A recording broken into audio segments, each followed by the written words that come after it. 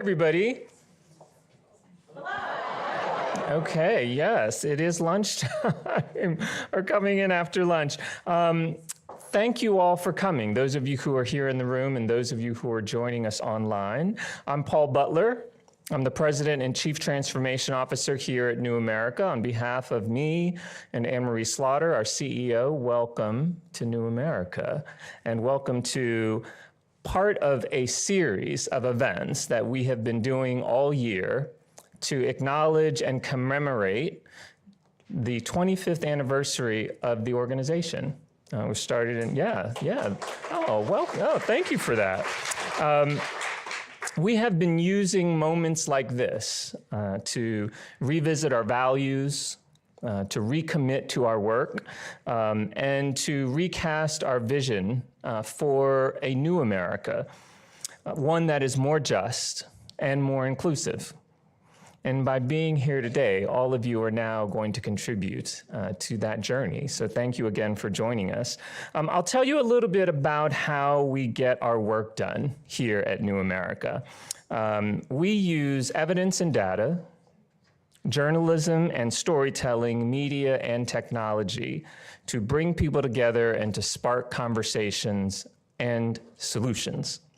We put these ideas and solutions out into the world by publishing books, by producing podcasts, by supporting new voices in the work that they're doing to produce other kinds of media and content.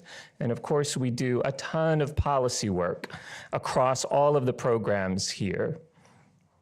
10 years ago, I can't believe that.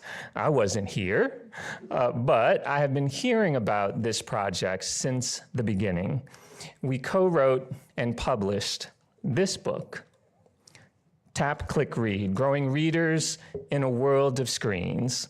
And it brought together voices from across many different industries: early childhood and developmental science, literacy, media and technology. And the goal was to offer guidance on helping children learn to read in a digital age. That work was led by Lisa Guernsey, who many of you know, and a team of writers and analysts from the early and elementary education policy team, what is now known at New America as Teaching, Learning, and Tech. We teamed up with a number of partners to produce this work. Lisa teamed up with Michael Levine, who you will see momentarily, who was then the executive director at the Joan Gans Cooney Center at the Sesame Workshop. The Cooney Center is known internationally for its innovative research focused on new technologies to help children learn. Just as Sesame Street broke onto the scene in 1969 to ensure that television, the new technology at that time, was used for good to educate kids, not to numb their minds. We also worked with another key partner, the Campaign for Grade Level Reading. The campaign helped them to get moving on an innovative multi-year project to find bright spots and promising examples of parents, teachers, and learning institutions helping children gain early literacy in this digital age. That was 2015, before ChatGPT, and before COVID, before the pandemic changed so much of how technology is used in schools and at home, and before students' literacy scores started to decline even further. Since then, technology has evolved at breakneck speed, and we all know this, we've all experienced it. Nearly 24 states have enacted laws centered on the science of reading. New methods of co-designing tools with educating students have emerged. And there is new research on what is working and what is not. Today here at New America, in partnership with those same institutions I just named, we are ready. We're ready to dive into some tough questions and call for approaches to research and development that we need urgently Many of you have been in some discussions, at least here inside the room, and maybe some people online, talking about some of the things that we're going to be exploring and some of the things that we need for the future. So thank you all, for those of you who joined those discussion groups. Thank you for your participation. I'm now going to turn it over to Lisa and Michael, as well as Ralph Smith, Managing Director of the Campaign for Grade Level Reading. You're going to hear from literacy researchers today, from our partners at Sesame Workshop, who have developed a sandbox initiative to build research-based tools, and from a stellar lineup of policy leaders advocating for investment and change. So let me turn it over to the moderator of our first panel, Chris Burdick. We're thrilled to have Chris with us today. Chris is a scientist, a science, education, and tech journalist, maybe a scientist, who has worked at the Atlantic Monthly and Mother Jones. He's written for Popular Science, Wired, The New Scientist, The New York Times, The Washington Post, and because he has so much spare time, he's written 2 books. He is the author of Clamor, How Noise Took Over the World and How We Can Take It Back, about the power of noise and soundscapes, and the book Mind Over Mind, The Surprising Power of Expectations. Chris has written for the CUNY Center on the potential uses of media in children's education, a subject deeply connected to what we're going to talk about today. Chris, please welcome and take it away. Thank you all for joining us.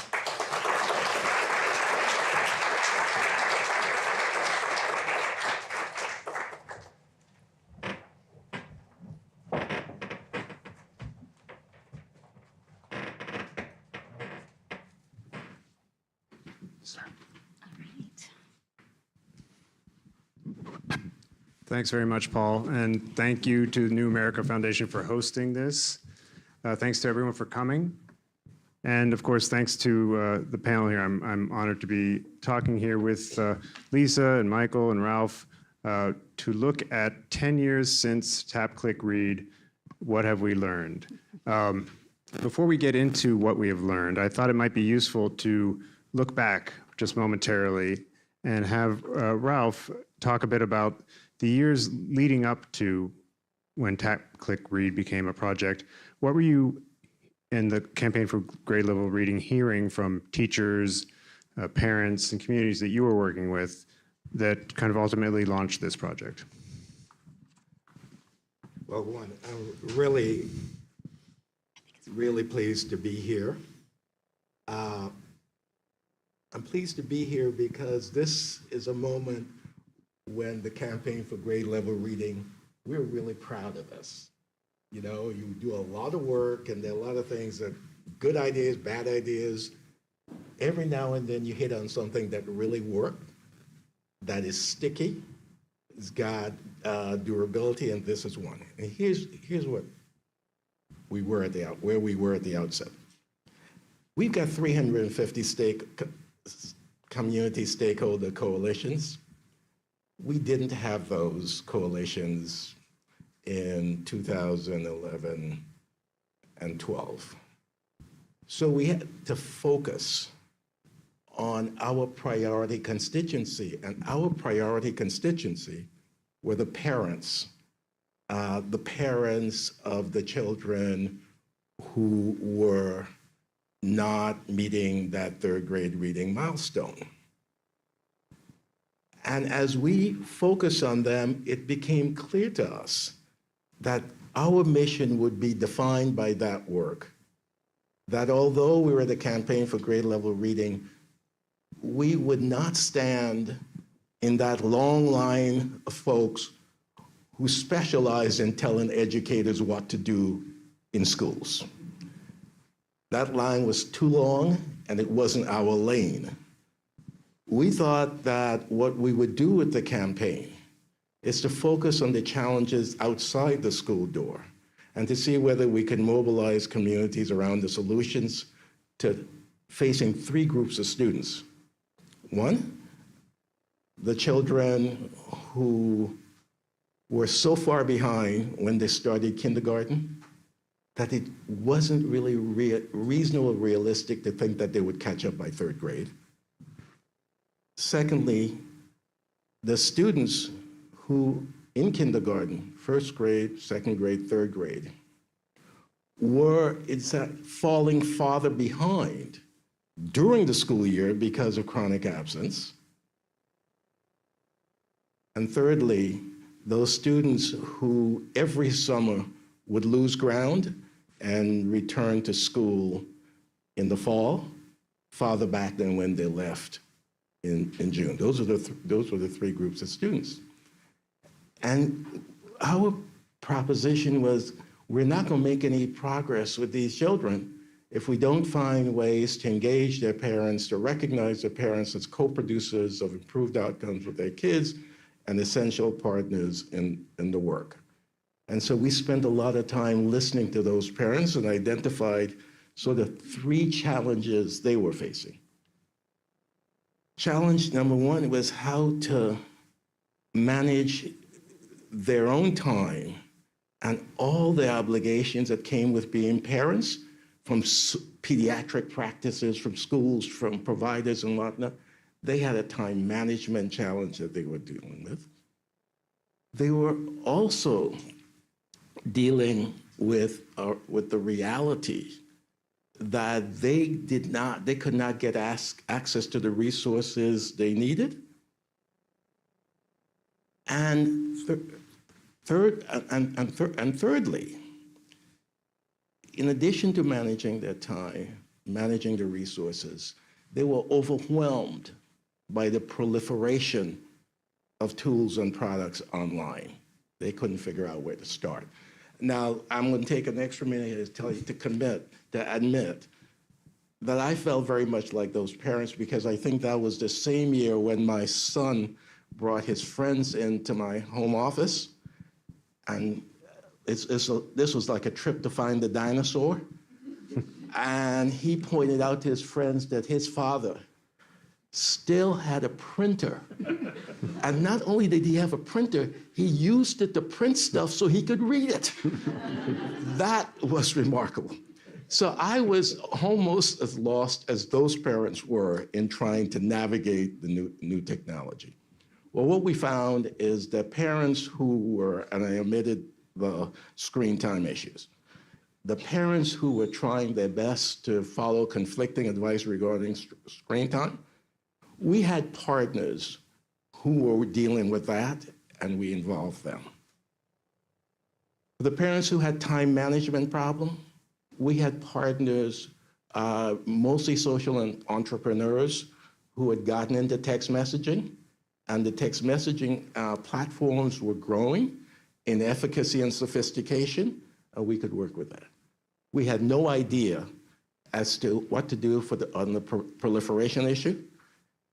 And I had one idea, and that is to call on both of the people you're going to hear from today, Michael Levine and Lisa Guernsey. Michael had been telling me the work he was doing on gamification. I had no idea what he was talking about. Lisa, and he was patient with me. I had no idea what he was talking about.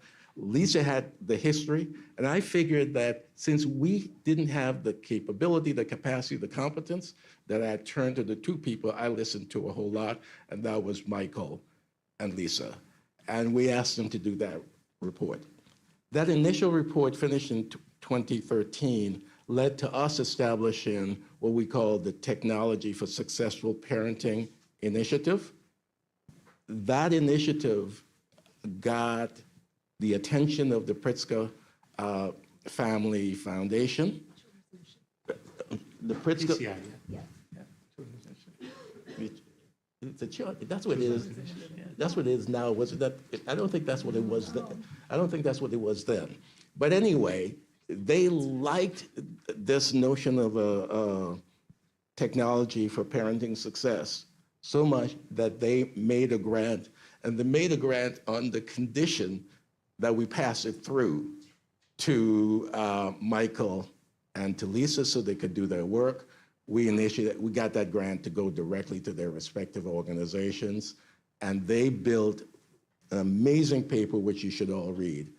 They built that into Tap, Click, Read. And we are so proud that we actually stumbled into something that made a durable contribution to the field, and that we can celebrate 10 years later. Thank you very much.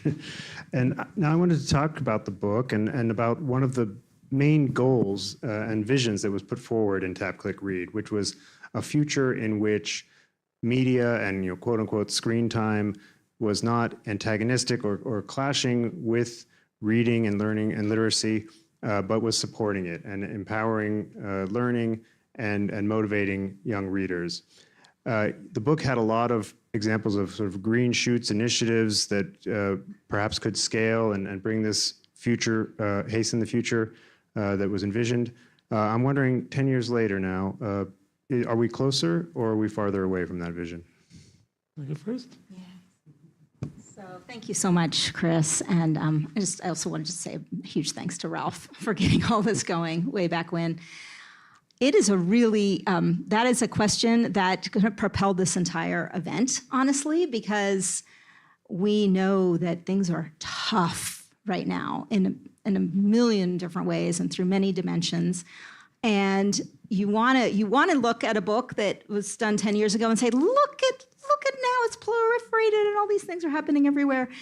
And instead, it's like, oh my gosh, COVID hit, and there was so much to kind of reckon with and try to understand, especially around, of course, learning loss, but also where screens were fitting in families, and the kind of fatigue that was coming from having to always be on screen. We all remember it, right? And then, of course, there's been the major public policy stumbles.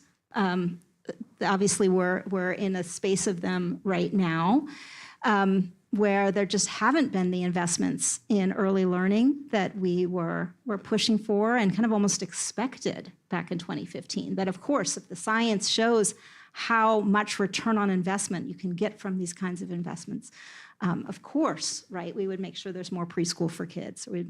Of course, childcare would be of higher quality. Of course, our kindergarten teachers would be supported, and so on. In some places, that is happening, but nowhere near as much as we, I think, had envisioned. And I'll let Michael kind of jump in on that too. I will say that your framing of this, Chris, is right in that we came to this thinking, all right, we know there's really good science out there on how to teach children how to read. The National Reading Panel from 2 decades ago, we were drawing on research from that. We were drawing on research from all sorts of developmental science studies, and we were looking at where to be cautious around the use of technology, but where, when harnessed for good, in connection with the science, we might be able to make some progress. And I'll just say, I feel like we are still in the crisis that we talked about, if not in a worse one. There's so much, there is room for hope, and we're going to get to that throughout today. So I just want to put a pin in that for now. But that's where I'm feeling we are at this moment. So, hi everybody. It's really nice to be back in New America, one of my favorite places on planet Earth. Well, it's 10 years since Tap, Click, Read, and 9 months since this wrecking ball literally has reached into the climate of the entire world. And so what do you make of the kind of opportunities and challenges that lie ahead? So I am the proverbial optimist. I'm a Libran. And so I am an optimistic pessimist. I like to see balance in the world, and I'm hoping that we get back to some balance soon. I agree with Lisa and, with the premise of the question, like, are green shoots enough here? The answer is no. What's really sad about the last 10 years and the beginning of this new administration is that we know enough to teach every child to read well. And we have seen some notable successes around the science of reading.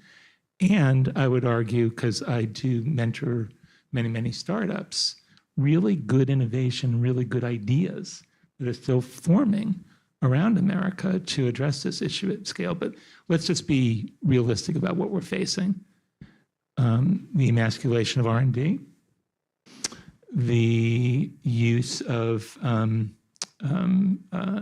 the lack of interest in regulating new immersive technologies like AI, and in general, a lack of leadership, I think, from policymakers, especially at the national level. I mean, we're closed, for crying out loud, to do something about the reading crisis in America. We called it a quiet crisis. I think it's a loud and growing crisis now.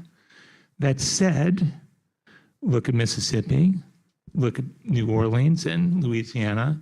They have taken advice from folks like us at Tap, Click, Read and other scholars on the science of reading, and they've combined changes in instruction, changes in professional learning, and yes, in Mississippi, PBS learning media assets, and yes, in Louisiana, the use of really interesting AI-driven reading tutors that actually are connecting not only the science of reading and the science of assessment, but also ways using what Lisa and I suggested, building stronger relationships between the virtual assistant, the family, and the school in which the children are going to. There's all sorts of different initiatives which I can talk about, when we get into the rest of the questions, that are very much ready to scale if we are able to support that work well. And I'll talk more about that as we go. Okay, thank you. This question is based on a sort of perennial controversy, but I think we'd be remiss if we didn't bring it up. As you know, more and more schools are banning cell phones during class time, including my own kids' school. Even if we stipulate that technology, the latest technology can help have a symbiotic relationship with learning and with reading, is there an issue with the larger ecosystem of technology and media consumption that is kind of working against our ability and our children's ability to have sustained focus and the kind of deep engagement that supports reading? Yeah, I think things have certainly gotten worse in the distraction dimension. And so I just wanted to note from the outset, and Michael, you and I can talk through like how, when we were setting up this book, we were really talking about the youngest children, all the way, so infants, toddlers, all the way up through preschool, kindergarten, first, second, third grade. There's a bit in the book about later elementary school, but we were not exploring the terrain of middle school and high school. There were definitely some big issues already looming in those spaces. We're really quite aware of them, but we were not diving deep on that. So the distraction question, or the ability to find space for quiet concentration, that's just so necessary and so missing. That was there, but in some ways it was applied. We were trying to think about that through the lens of parents of young children, of little kids learning executive function skills and being able to kind of regulate their emotions and have some kind of impulse control over all the shiny, flashy, amazing things they were seeing, and what was needed in our early learning spaces to ensure that you could start building some of those skills of being able to kind of hold back and persist and focus. And there's a whole chapter on executive functioning skills in the book. We were not, imagining a day of complete bans on technology. And I'll maybe pass it to you, Michael, we can talk through that a little bit more, because I know. Yeah, let's have a conversation about that. So tech bans tend not to work, especially if they're not accompanied by robust work with parents and children about how to use the tech that are so ubiquitous in their lives.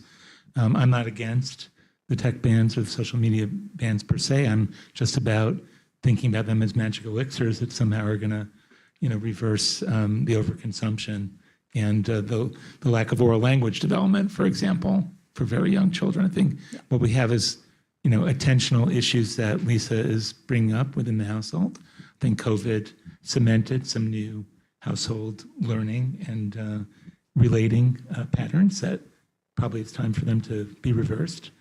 But I do think that we need to figure out a way to use the expertise that we have gained from the science of reading and the science of human development to talk with Americans, to use the campaigns of the Campaign for Grade Level Reading and the work that many experts are doing, the Academy of Pediatrics, Children's Screens, you'll hear from them, later, the work that is, being done throughout the country to make parents more aware, whether it's cell phone bans or things that have to do with social media. We need to recenter that around the fact that technology is here to stay and that we need to, as we suggested in Tap, Click, Read, find the most powerful blend to enhance human relationships, not to diminish them. And there's many, many examples of ways in which we can do this. I just don't think that we have the collective action or the collective campaign in place yet that is going to, be what I call sort of the responsible or radical center. This issue of being polarized on tech bans and social media bans by themselves is not answering the questions that many families have who consume a lot of media because they're busy and they're harried and because it's, it's very convenient for them to take a shower. We really need to figure out a way to take the Tap, Click, Read, vision of high quality content, understanding the context in which the relationship is being formed and actually figuring out the needs of the child. So I'll turn it back to you. Yeah, and I've been wondering, and this is just a little brainstorm, honestly, but I've been wondering if we are, obviously, we are in a place where there's almost like a scorched earth situation in a lot of our kind of public education and our systems. Could we re-envision, reimagine, and tap into the positive side of the screen time bans, which is kids need really cool, engaging, hands-on things to do, and they need their community with them in that, and they need their public libraries and their rec centers and their community, it's incredible community school models we have out there now, right? And they need their, small businesses that are in those communities to be helping and supporting that so that, yes, they're absolutely, we need our kids to be learning how to use technology. That's why I'm against technics. They need to be able to live in a world in which we have these things by our sides, and they need to live in a world where they're doing experiential learning and they're out there playing with their friends and they're engaged in like robust conversation about something that like intellectually stimulates them. So our communities, they can do that. They can be that place for kids if they can work together as an ecosystem and sort of bring those pieces to the front for parents, for teachers. But right now, things are very fractured. And I think, folks are working in silos too often. Or model programs. Like, I often like to say that we have lots of, rose gardens, but no amber waves of grain. Because there were some really, there's some cool examples of kind of side-by-side, really fun, interactive, creative experiences that kids can have. But they have been in these small spots. And this is a challenge to this community today. What is the collective response? How can we, across sectors, from librarians to technologists to policymakers and philanthropy, like parent advocates, what is it going to take for us to band together on things that are actually going to work? I think we may only have a couple more minutes, and so I'm going to skip to the final question, which is that Tap, Click, Read ended with pretty extensive marching orders for developers, teachers, parents, school systems, policymakers. Mm-hmm. And I'm just wondering now, in the current day and age, 10 years later, what marching orders would each of you leave? What are the key ones for the audience? Yeah, do you want to go first, Michael? I want to make a play for states. I do think that there's a lot of interesting activity in states around artificial intelligence, around social media and tech bans, and I want it to be spun on its side a bit, to have much more of a human development focus.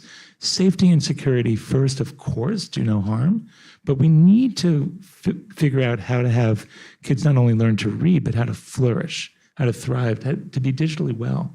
So I do think there's an opportunity for philanthropy and states to combine forces with the ed tech community to create models of innovation. We've done this in education reform. California and New York are leading around safety and security. I want to see something that is much more developmentally appropriate.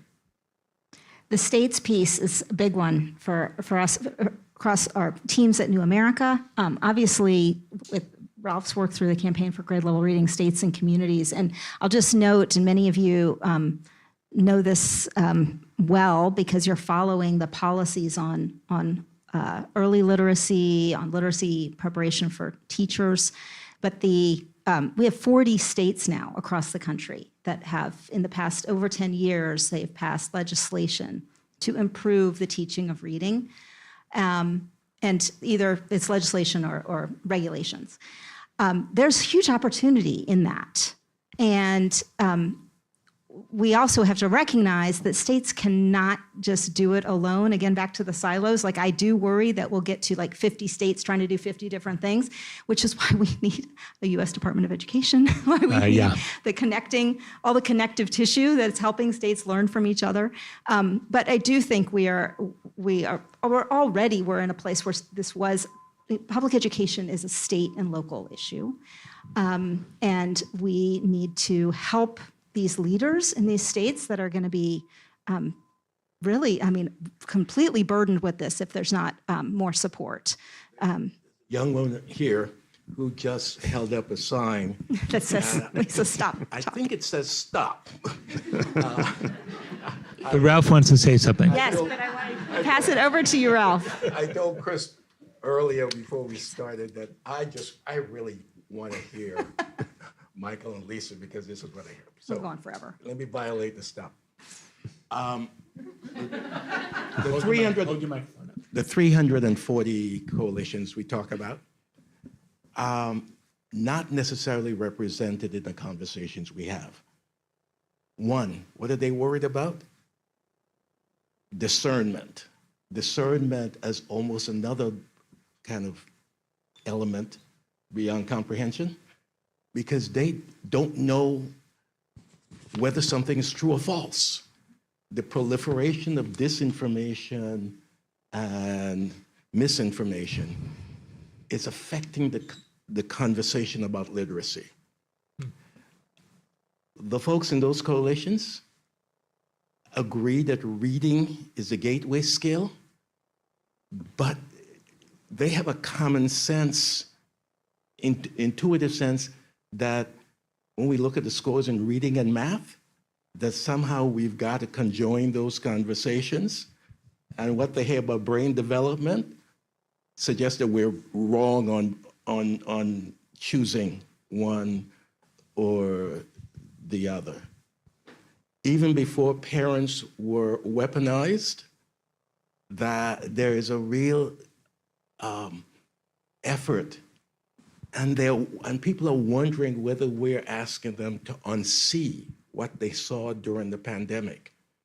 When parents saw teachers reinvent their practice in full view, warts and all, and we haven't had a conversation with them, with parents, to say, hey, that was really tough stuff, and we really ought to commend those teachers for having the courage to let you see them fail and learn, and fail again and learn. We haven't had that conversation with them. It's as if we're trying to get them to unsee what they saw without talking about it. And we've got to find a way to have that conversation with them.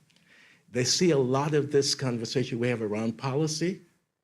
You know, when I go out, I say one thing: we need to make the internet a public utility so that everybody's got access to it. That's not very sophisticated, not very nuanced. But if we believe in small d democracy, we've got to figure out how the issues that we care about, the issues that we talk about, that those issues resonate with what people are feeling.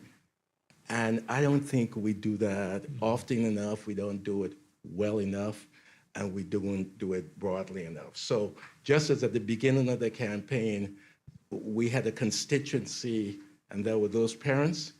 In some respect, that constituency remained and it's grown, and they have some of the same challenges we had when we commissioned the paper by Lisa and Michael. And we're trying as a campaign to figure out what do we commission next that can speak as powerfully and as clearly to the issues and concerns that are being faced today. Okay, thank you very much to the panel for your insights.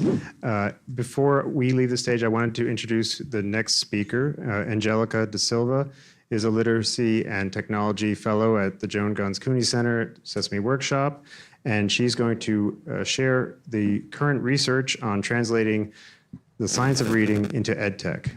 Thanks very much. Thanks, Chris.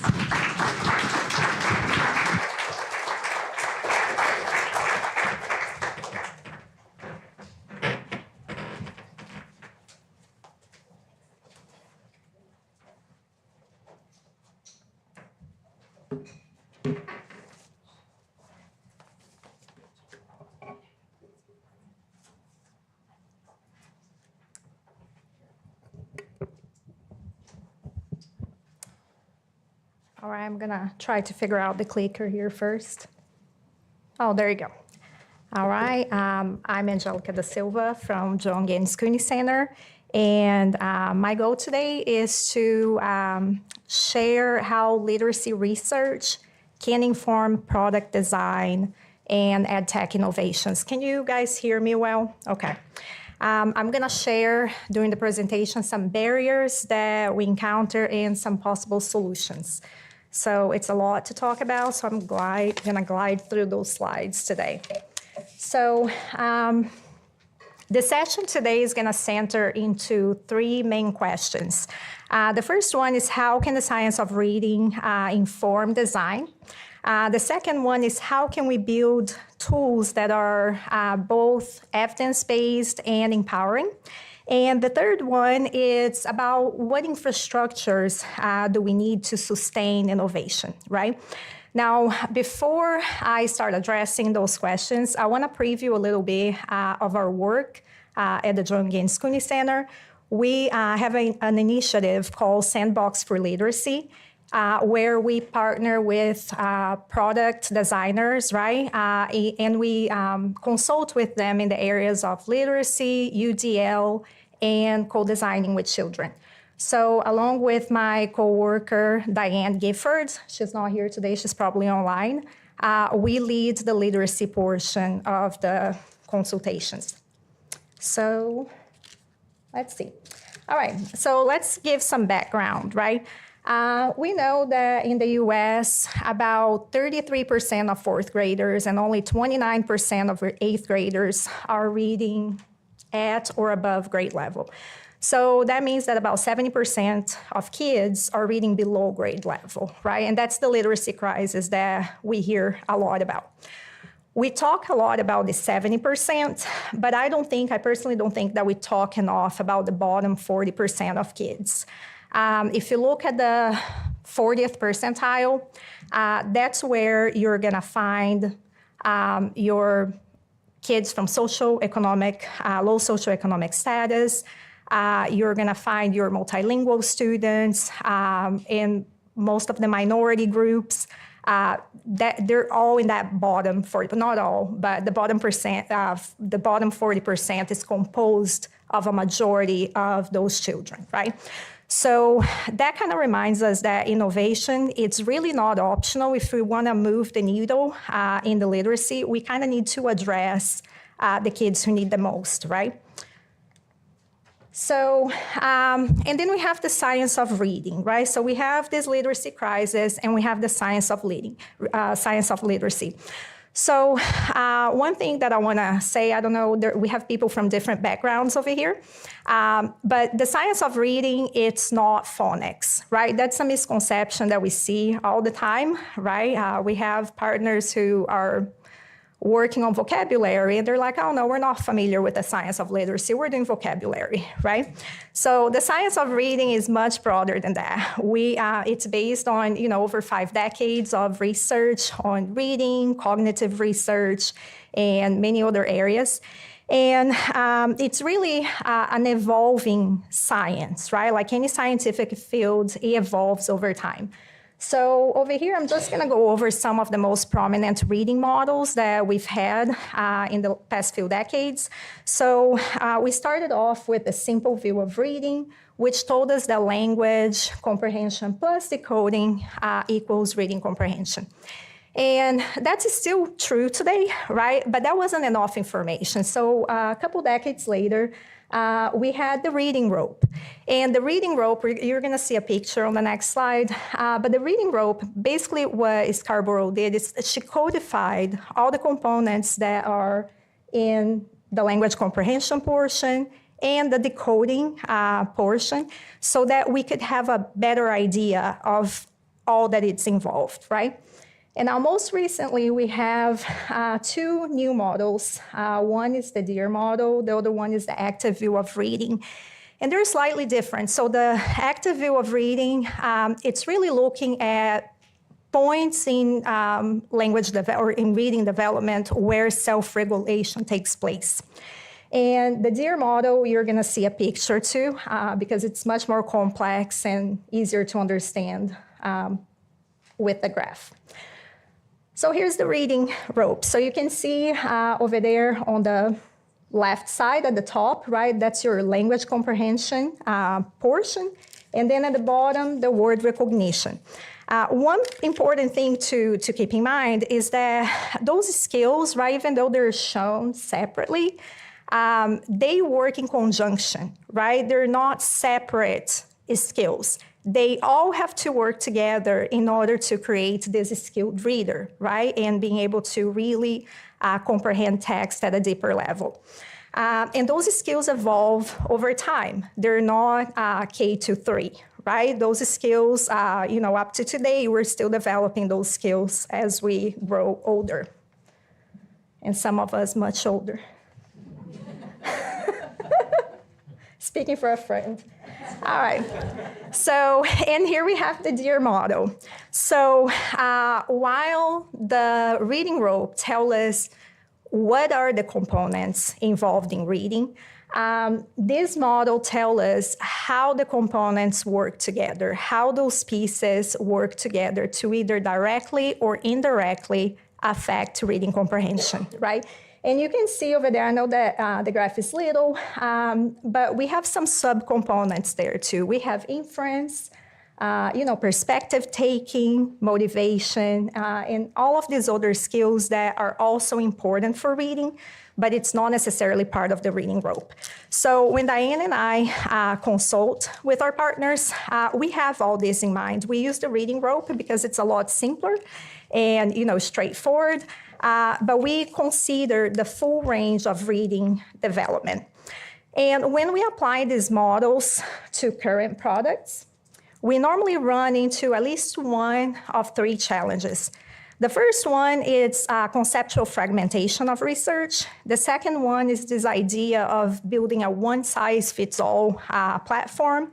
And then the third one is either insufficient or misaligned teacher supports within the product. And we're going to go over each one of those in the next few slides. So when we talk about fragmentation, there's a couple different ways that this can manifest in a product. So one is this hyper-focus on a single skill.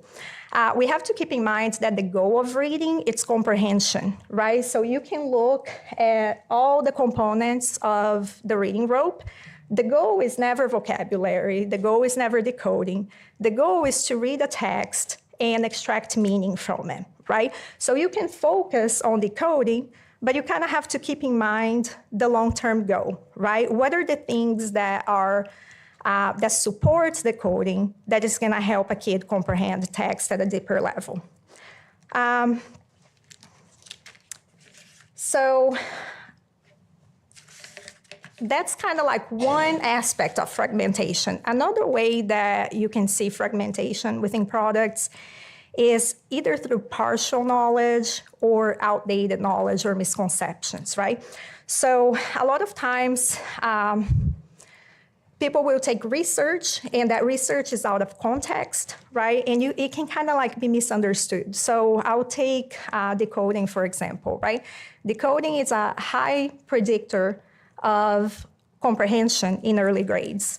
As you move up towards upper grades, like in the middle school, it no longer works as a high predictor of comprehension, right? At that point, vocabulary, background knowledge, language structure are much higher predictors, right? So for a company to think that you're gonna teach decoding and that's gonna lead straight to comprehension, it's a big stretch. It's not gonna happen, right? We need a lot more. We need a lot of those components to work together, integrated into the product so that we can meaningfully help kids to comprehend. So this is like a case of really like the old saying, not being able to see the forest for the trees, right? So we can focus on one skill, right? And have that close-up look and focus on that skill. But at some point you have to step back and see where that specific skill fits in the whole development of reading of that child. All right, so the second challenge is this idea of the one-size-fits-all platforms instead of designing for inclusion for the get-go. So we get a lot of partners that tell us, oh, you know, we want to focus on multilingual students, but first we want to build this platform that works for everybody, right? And for me, that's very interesting because well, first it comes from this idea that there's like an archetype of an average learner, right? That there's this average student out there, and we're gonna build for him or her, right? So, and that's normally based like on usability issues and so on. But, you know, as an educator for like over 20 years, I can tell you I never taught a class full of 25 average students, that class. Never, maybe I wasn't lucky enough, but, you know, that's the hardest part of teaching children is that you can have a classroom of 30 students, and all 30 students are going to be very different from one another, and they're going to have different needs, right? So the idea is that we kind of need to shift the mindset, right? And start implementing those, letting those supports, those scaffolds, whether it's for multilingual students or neurodiverse students, we need to start building with those scaffolds in mind, right? From the beginning. One thing that it's really helpful is that literacy research supports the idea that having those scaffolds actually works for everybody. So if you have multilingual scaffolds, the kids who are not multilingual, they're also going to benefit from those scaffolds, sometimes even to a greater level than the actual multilingual students, which is interesting.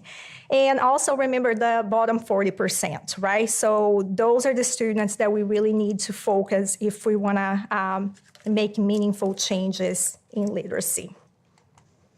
All right, so here are some examples of how some of our partners are actually using those scaffolds. So here we have Lit Lab, and they were able to embed multilingual scaffolds into their decodable platform. And I know that's very little for people in the back, but over there at the top right, they actually have this feature where students can navigate the platform in Spanish to make it more accessible for them. They can also hear the translations for the words that they're decoding, right? So that it's just not a mechanical activity. They can decode and know what it is that they're decoding in English. And they also implemented some scaffolds for struggling readers, right, in English, where they break down the words and they give definitions so that those students can also understand what they're reading. All right, another example is Nirvana Labs. Here, they're developing a writing agent, and the scaffolds that they've implemented so far are in the form of text and audio, and they offer multiple opportunities for students to draft their essays and receive adaptive feedback, right? They also use a model of writing that fosters self-regulation, which is by far the most efficient model that we have in the literacy research. All right, and finally, the third challenge, it's implementation of best practices in teacher support. So I'm talking a lot about school products, but that also goes for home products, right? Because parents and caregivers, they also need a way to support their children in their learning. So we need to implement evidence-based frameworks in order to provide data that is measurable and actionable so that teachers can better support the students, right? Here are some other examples. We have Lit Lab again. They built this teacher dashboard that monitors growth over time. And they implemented error analysis, which, it's not just giving a number to teachers saying, hey, this is how much your student achieved, right, in a percentage. But they are actually able to pinpoint the exact words that kids are missing so that teachers have the ability to differentiate instruction for each individual student. And then another example is the writing pathway. Now, they are not one of our partners, but they're doing a great job in this front. They have a teacher-facing AI platform that identifies areas of improvement in students' reading, and that can be done at individual level or classroom level. And I think we were discussing a little bit of this earlier on in one of the groups. Once those areas are identified, teachers have the option to personalize lesson plans specific to the content area and the topic that students are learning. So let's say that the whole class is having problems with syntax and they're in a history class learning about American Revolution. They can have syntax lesson plans that it's in the context of American Revolution. So the kids are, like you're targeting both skills, right? And finally, when we talk about research infrastructure to support innovation, we can't divorce that from research, right? Research alignment isn't enough, and that might not be the most popular opinion within a lot of groups.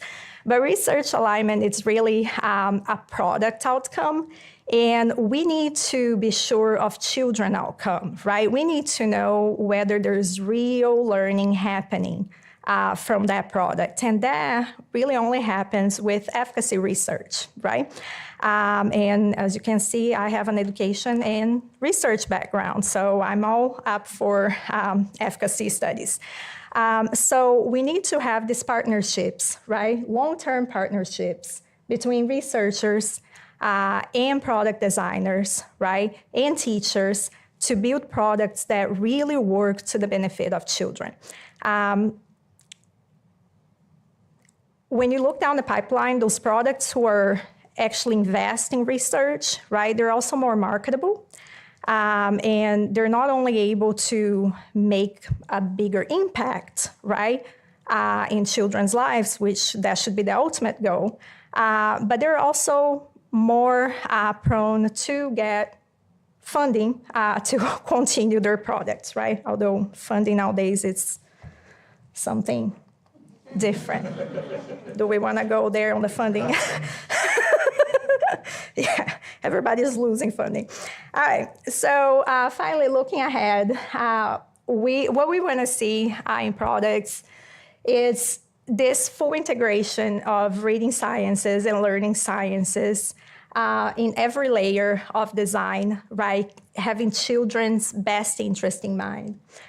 We cannot lose sight that comprehension is always the goal. No matter what your product is about, we need to have this long-term focus on comprehension. We need to design with principles of equity, partnerships between teachers, scholars, and children, and really have a focus on evidence. We also are excited about potential innovations, and I say AI scaffolds, I say that with caution. We have very little research on AI, so I think every product who is now investing or embedding AI, they should be really, really focused on doing some type of study, right? We don't know.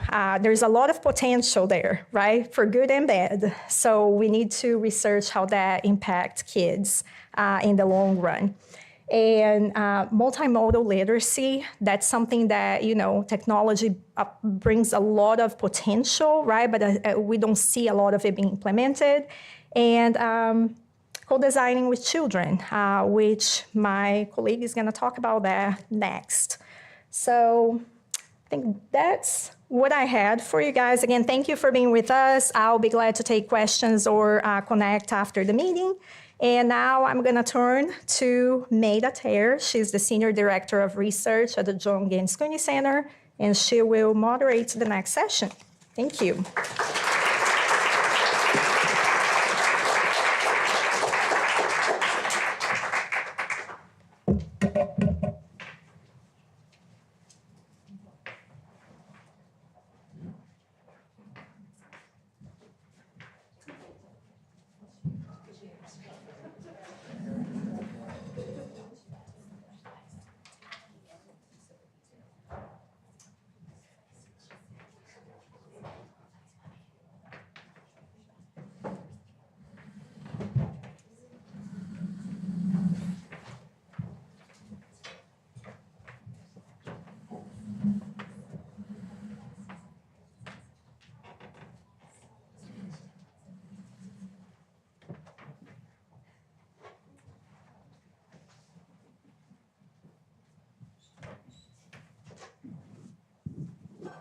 Everyone.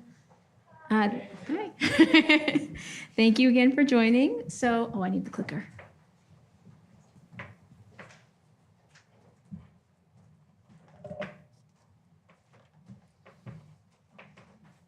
All right. I'm going to kick off our panel today. We have two of our speakers online and Youngna Park in person here, which is wonderful. And I'm going to just give a little bit of background on what we're doing at the Cooney Center. And then we have three of our product partners who will share more about their work, which we're very excited to dig into a little bit more and share those innovations with you all. So I'm Maida. Again, I'm the Senior Director of Research at the Joan Gaines Cooney Center at Sesame Workshop. We are a nonprofit R&D lab within Sesame Workshop, the nonprofit that creates Sesame Street. And I'm going to talk about the Sandbox Initiative, which Angelica previewed for you. We have three main components of our consultation that we're providing to a number of literacy ed tech partners across the country. The literacy consultation Angelica shared, she and our senior fellow Diane Gifford do a lot of deep work with products to look at their pedagogy, the curriculum, the new science that they may not be aware of that they can integrate into their product. We do a whole child workshop with each partner to help them understand what learner variability and universal design for learning are and how those frameworks can be used to increase the accessibility of their product and also just help address the needs of diverse learners, which we, as we've mentioned, can also mean you're supporting all learners in new and novel ways. And then we also conduct and facilitate co-design sessions with kids in the target age range for each of our partners. And so we're introducing this new methodology to many of them who may involve kids in other ways in their product design. So those are the three kind of pillars of our work at the Sandbox. And I'll talk a little bit more about co-design because it may be new to many of you.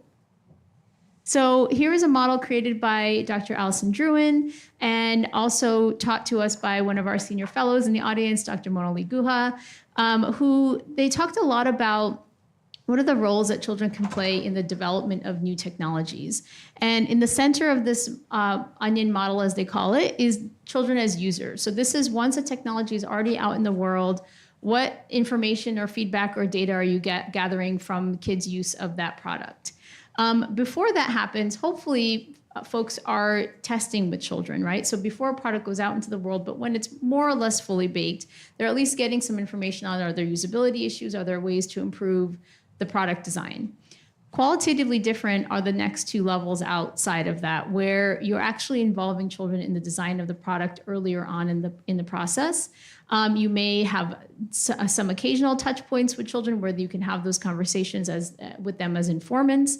And then the ideal situation is that you really have children as a design partner throughout the development of a technology. So kids are really any target user of a technology in human-centered design are part of the design process and can help innovate and brainstorm, and they're not just giving feedback on something you've already made and you just want to kind of tweak it, right? So this is what we're talking about when we say co-design, but it might be actually better for you to see it. So we have a short clip that we're going to play that is compiled by our comms director, comms manager, Ashley Moulton, who's in the audience, and that gives a glimpse into some of our co-design sessions that we've held earlier this year.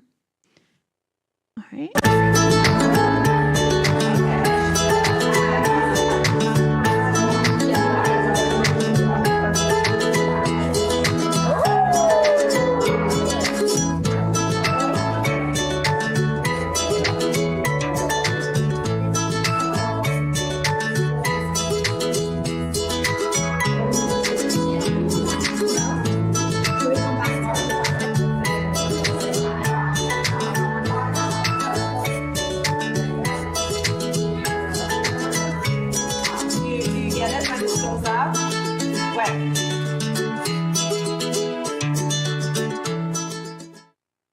So there's lots to talk about there, but you'll notice that kids and adults are on the floor together. They're brainstorming together. They're ideating together. It is not a kind of observational research session in a traditional sense. And we'll talk a little bit more about how our partners have experienced this co-design. But first, I want to have our speakers introduce themselves and then also share a little bit about their product. So we're going to start with Drew McCann, who is the head of learning at LitLab AI, who is online. Take it away, Drew. Thank you all. It's so great to be here. Thank you for having me. My name is Drew. I am the head of learning at LitLab.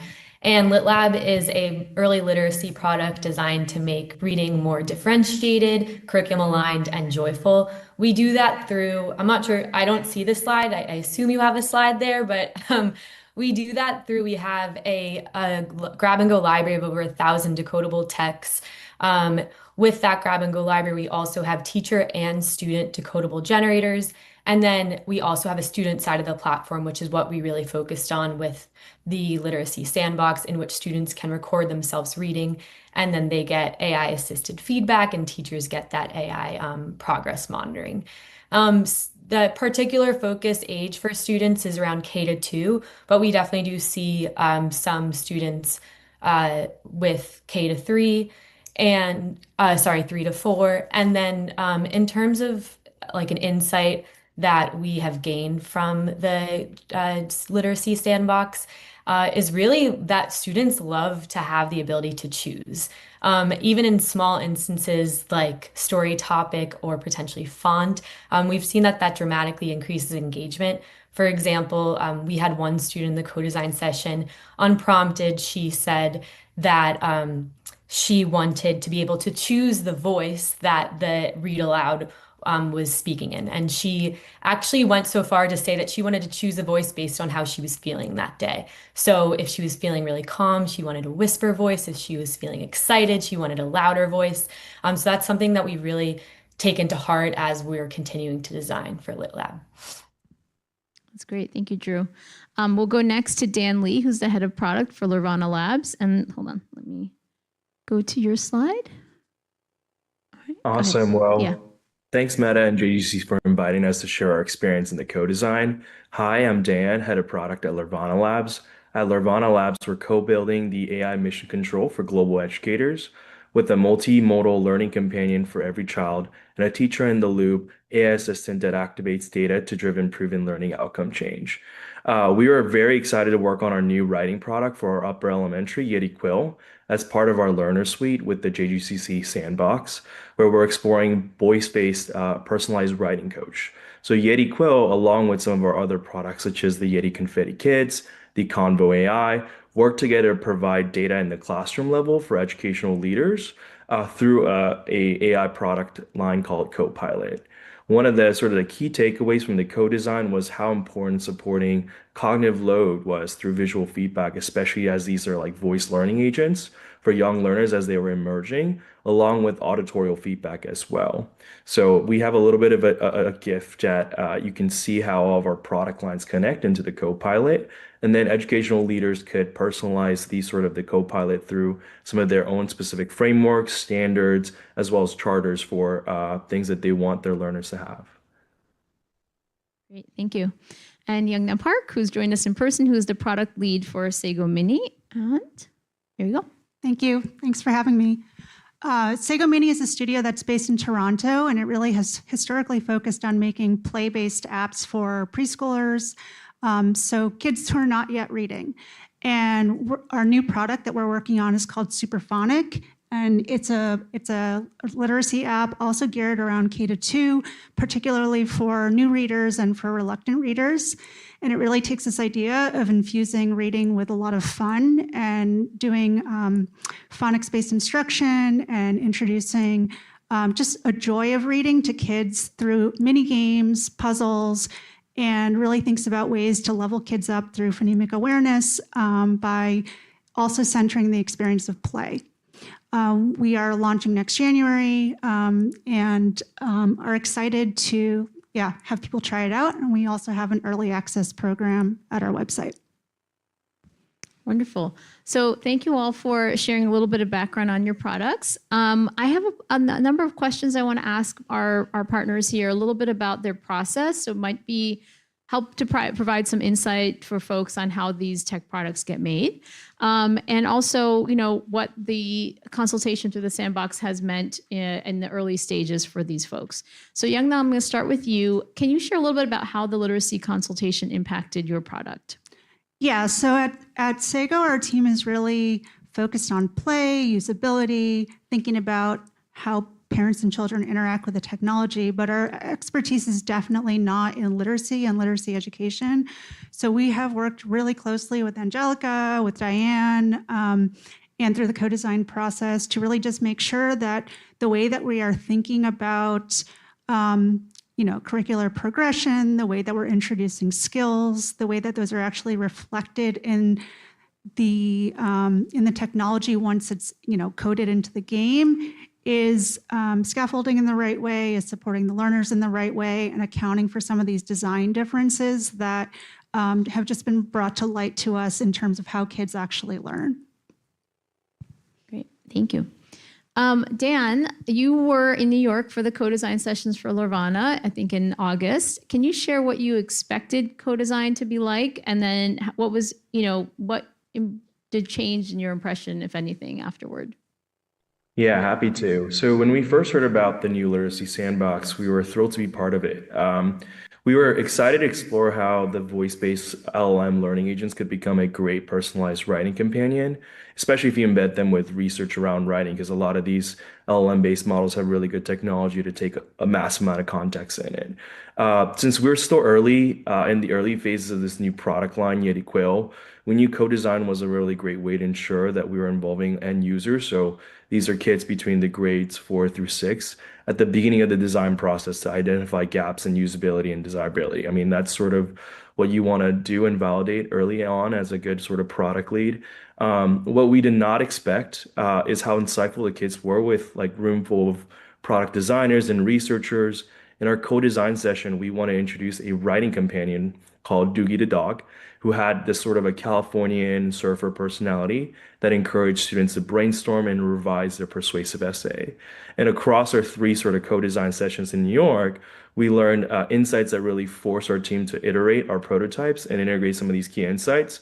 For example, we realized that students were pretty cognizant, especially even at that early age, that these were AI bots, and they did not always fully trust the recommendation off the bat, and that sort of is good. This is a safe way for students to not just take any sort of feedback. So we thought about how can we better introduce the voice-based learning agents so that students felt comfortable and incorporated ways for kids to envision what the learning agent's tone, personality, and kind of similar to what Drew said, how it reacts to different moods of the kid that day. so that we can build rapport with the learning agents. And that was a dramatic difference in terms of the receptiveness of the kids. So I think this is just an example of how co-design creates the opportunity for kids to be the experts in themselves, and inform us on how to best motivate and engage them, while we bring sort of the product and research expertise to translate that into learning experiences.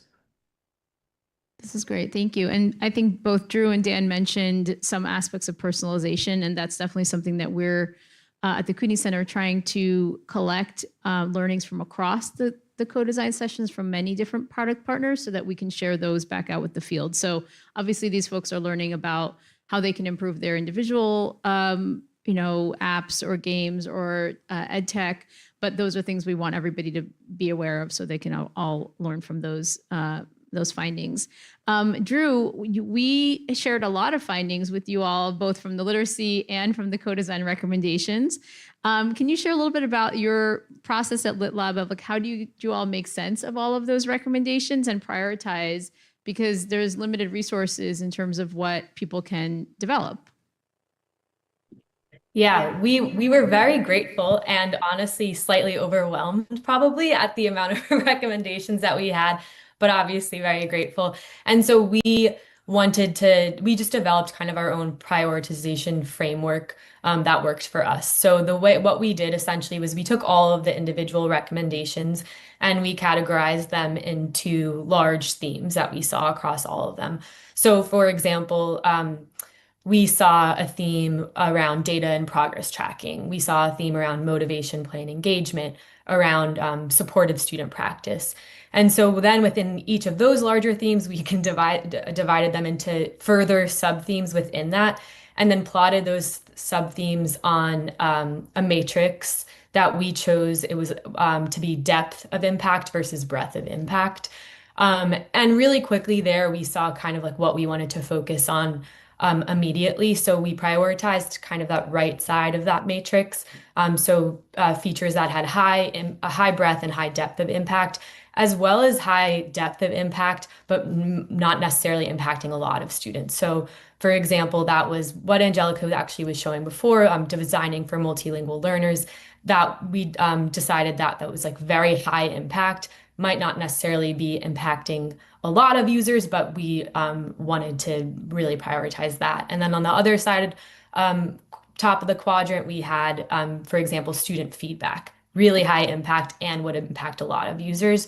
So we prioritize that as well. We're actually building that right now, and we'll be piloting that soon with students in real classrooms. So we're excited about that. That's great. Thank you. And back to you both, Dan and Drew. I think the audience will be really interested to know both of your products use AI. And Dan, you mentioned this a little bit already with how the kids were interacting with the coach. What are your philosophies around embedding AI into products that are kid facing? And I'll start with you, Dan. Yeah, thanks for that question. So at Lurvana Labs, we're a deep tech AI company in education in the heart of Silicon Valley, based in Menlo Park. So we're very AI first. However, we understand that there are good and safe use cases of leveraging AI, and some that are not. So in our products, we're pretty mindful where AI can have an impact in learning while protecting kids from harmful use of AI. So for example, in our first product line, Yeti Confetti Kids, which is sort of geared towards pre-K all the way to fifth grade, we make sure that AI is leveraged in adapting the child's learning experience by choosing from like a curated learning media, which is vetted by veteran teachers, literacy experts, and child play therapists. In addition, we use AI to translate the learning media into 70+ languages so that we can provide scaffolding for auditory assistance in a one-way conversation. And then the kids can react in the app through drag and drops and tap and click. Sort of this approach ensures that no PII is needed to service the learning experience, which is in line with some of our FERPA and COPA compliance. In New York City, where we're having a district-wide rollout in the Bronx, we put our product through their IRMA, which is sort of their data security sort of audit, to ensure that data collected at the student experience empowers the educators are also safe. All this is to be said, I think, yes, AI is a very powerful tool that can bring innovation in educational technology, such as creating new modalities of assessment. However, we firmly believe that it needs to be done with some intentionality and safety in mind, since these will be the products used by kids. That's great. Thank you. And Drew, what about your product, which is obviously in for pretty young learners as well? Yeah, we focus mainly on K-2 students, so obviously very young learners. Our really core belief is that AI should amplify the human teaching and the already existing high quality curricula, not replace it, all with like very rigorous safety standards. For students, so we don't have any really open interaction with AI on the student level. Everything is really tightly controlled. We use a lot of choice and differentiation with the AI, so students can create their own decodables aligned to the skill that their teacher assigned them in their scope and sequence. However, students can't just say, hey, I want a story about X, Y, and Z. Right now, they can only select from a series of like really rigorously tested characters, settings, and names. And then we use AI on the back end for students to analyze their recordings. They see that in terms of like, oh, here are some words you not need to practice, but here are some words that like might benefit you to practice, but they're not actually interacting directly with the AI. So I would say we're pretty rigorous on that like AI safety component just because our students are so young. And then we also use AI really to take some of the heavy lifting off teachers and save them time. So the progress monitoring, for example, I actually read a stat recently. Teachers are spending around 8 hours doing fluency checks for progress monitoring. So for example, that's something that like we want to use the AI and like take that lift off of teachers. That's great. Thank you so much. Youngna, so Dan and Drew are creating products for school-based learning, right? So they're talking about what teachers are doing and how to better support them. Sago Mini and the new game Superphonic are meant for home use. So would love to hear a little bit about your approach and Sago Mini's approach to bringing that educational media and the fun at home. Yeah, so our philosophy is we made a decision early on that we were not trying to explicitly be in classrooms because there's a lot of standards that we would need to meet. We have much more visibility already as a brand in home products.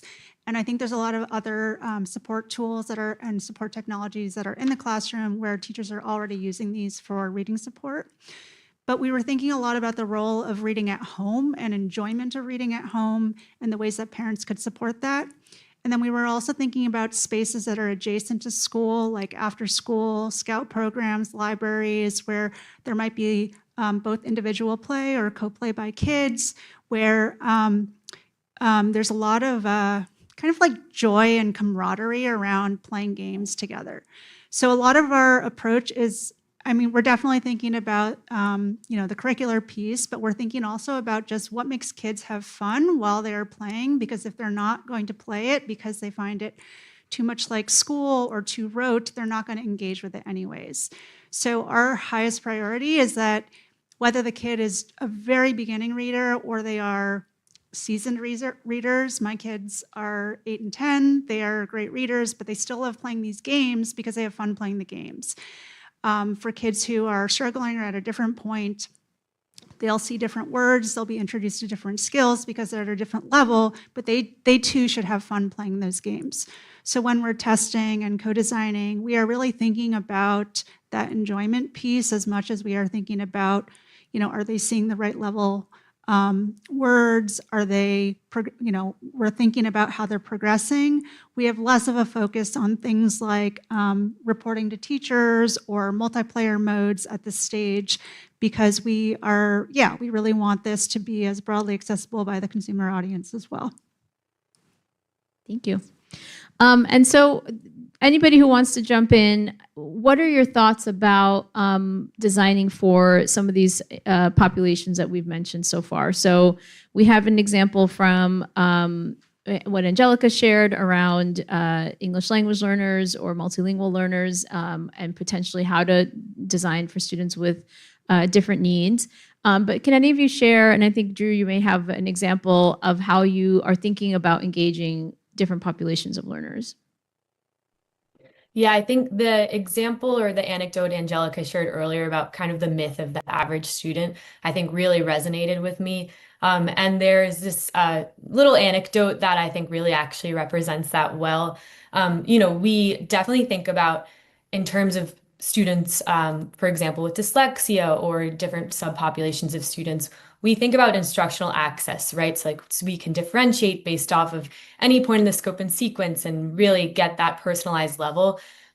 I think we're also really trying to think about the design aspect, and that's really what the sandbox, I think, pushed us to as well.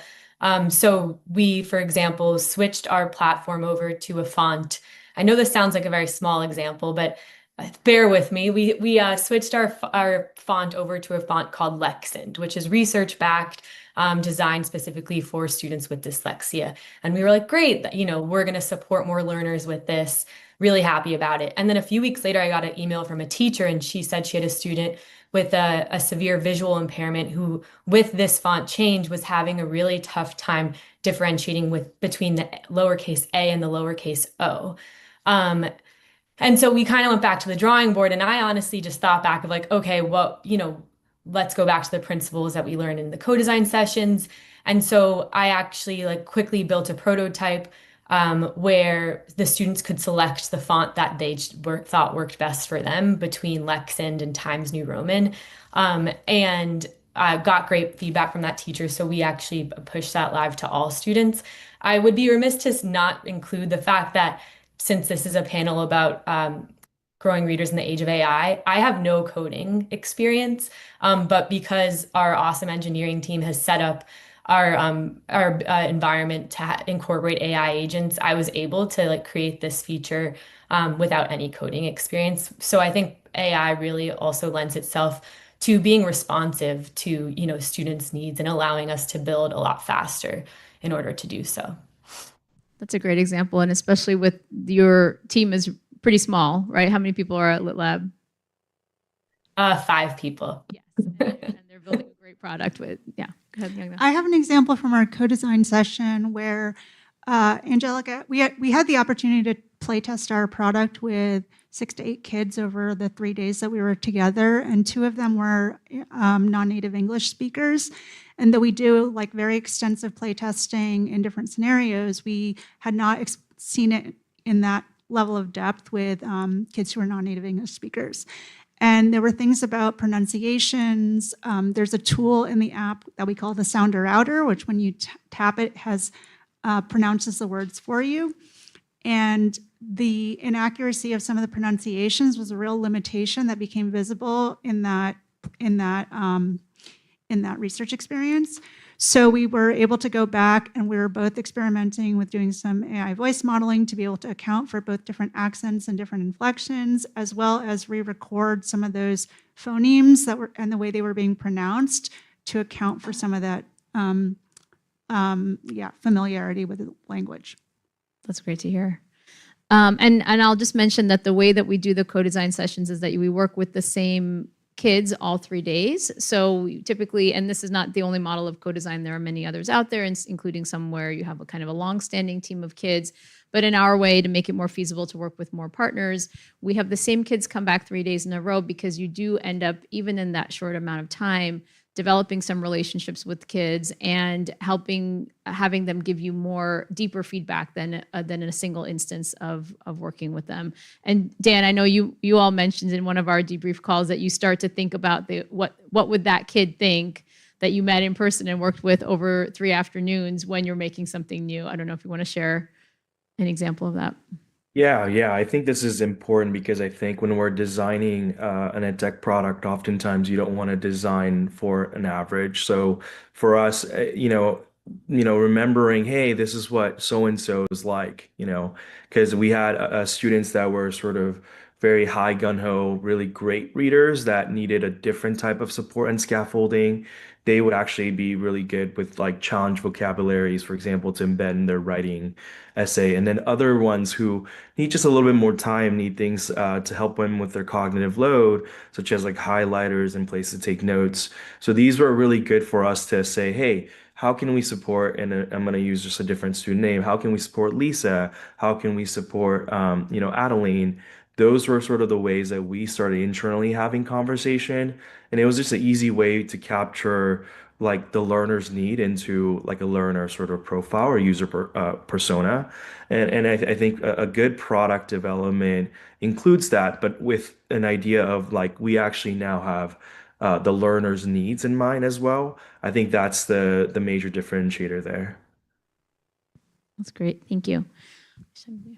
Good. All right. So I wanted to just ask you all to reflect a little bit about your experience in the sandbox and how we were trying to kind of bridge this research to design gap that we often see in the industry.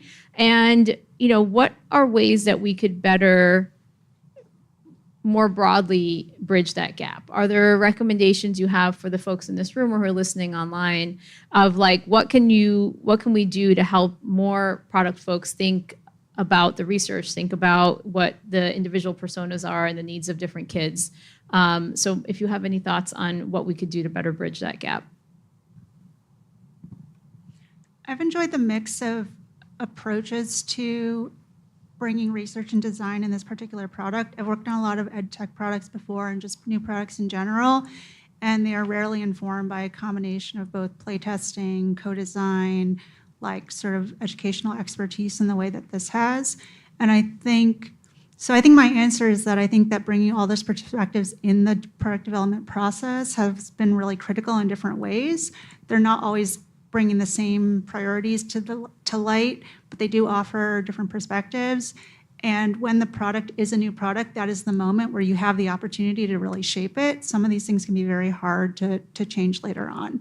So I think doing the research early, bringing in the perspective of the audience early, and then having a diversity of research types of sessions.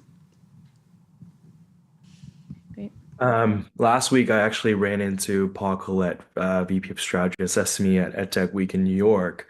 And we were sort of, chatting a little bit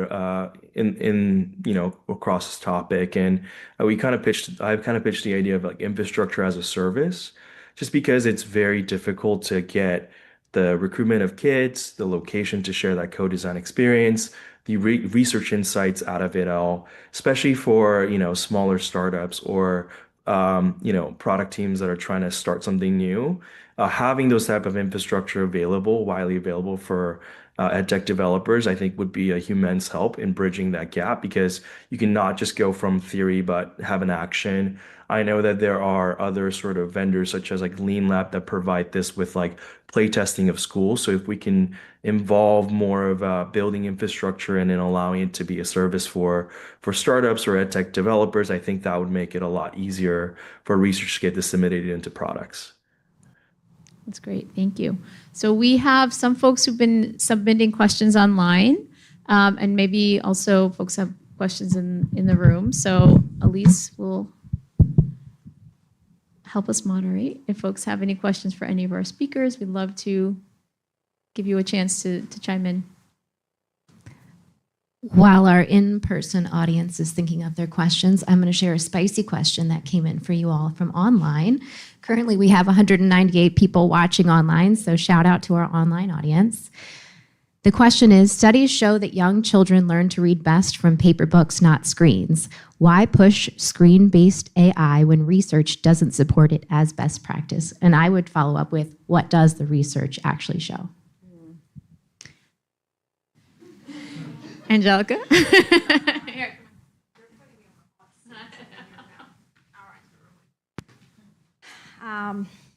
Yes. So there's actually some mixed research about reading online, reading on screen, and reading real books. So there's a meta-analysis published last year that was specifically looking at like dynamic reading, and they did show that you get more depth of comprehension from paper books, right? I don't know necessarily that we or any of our partners are necessarily pushing AI reading as much. So we have Lit Lab, for example, that have decodables. So there's not a lot of paper decodable books over there. And AI gives this specific edge that you can personalize like through the topic that's being studied in the classroom. So I think like for that context, it's helpful. Now, another thing from teacher and a researcher, nobody, when a new technology comes around, nobody asks us, should we use this in the classroom, right? Nobody asks me, if we should be using AI with kids in the classroom, right? The reality is that those technologies emerge and they make their way into our homes, into the classroom, into our pockets, right? And we just have to find the best ways to use them, right? And try to be conscious. So it's almost like, I don't want to say damage control, but yeah, a little bit of damage control, right? How to use those things responsibly and make it beneficial for our children, right? So I think that's what we're trying to do here. There's no way to go back, right? I don't think there is a going back here. And my opinion really doesn't matter on that. I totally agree, Angelica. And I don't think anybody is doubting the value of paper and real books and visiting the library. But the fact is that many children are not being read to at the rates that they used to be read to, right? And many Gen Z parents are saying that reading is boring and they're not wanting to read to their kids, right? So what are ways that we can have more accessible books, ebooks? I mean, I had a kid who came home during the pandemic in kindergarten, and we did a lot of ebooks when she was learning how to read because the library was closed, right? So we have to meet people where they are, and digital books are one of many good options that are out there, and people can consider the quality that before they choose to use something, of course. Another question from our online audience was, what AI model do these products wrap around? And how do you manage AI hallucinations when it comes to features like progress monitoring? I'll pass that to Dan and then maybe Drew if you have thoughts on that. Did you hear the question? Yeah, we were able to. I think it's for us. We're actually model agnostic, meaning that our infrastructure allows us to actually pick and choose different models for different purposes, and we offer this to schools as well. We want to make sure that they're comfortable, and it's because Lurvana Lab also operates across 5 other continents. We also have to take into consideration data sovereignty, data resilience. So thinking about where are things processed. We also have international schools that really care about making sure that the data doesn't travel outside of the location. So there's even an on-premise sort of implementation as well. So we have some of these safeguards in play, and offering that flexibility allows us to sort of work with the community around what really works for them. In terms of the hallucination and safeguards, those are really great questions. I mean, one of the things that we try to do is that we make sure that there's always fallbacks. And we also have evaluations that we run on our models in terms of how it makes its decision as well. But all of these are happening at a sort of a closed garden where maybe the worst choice that a model could have done was choosing the wrong media type out of a curated list of media that humans have kind of put together as well. So making sure that what's the scope that the AI could actually decide is something that we kind of carefully think about in our design process to make sure that we're building something responsible and safe. Yeah, and just to go off of what Dan said, we also are agnostic into which models we use. I would say I almost describe them as like personalities. I think each model is really well suited for one particular thing. So for example, we tested like over 10 models to see which one would produce the best decodable text off of a different suite of evaluators. And then we decided on one model where we use a different one for image generation.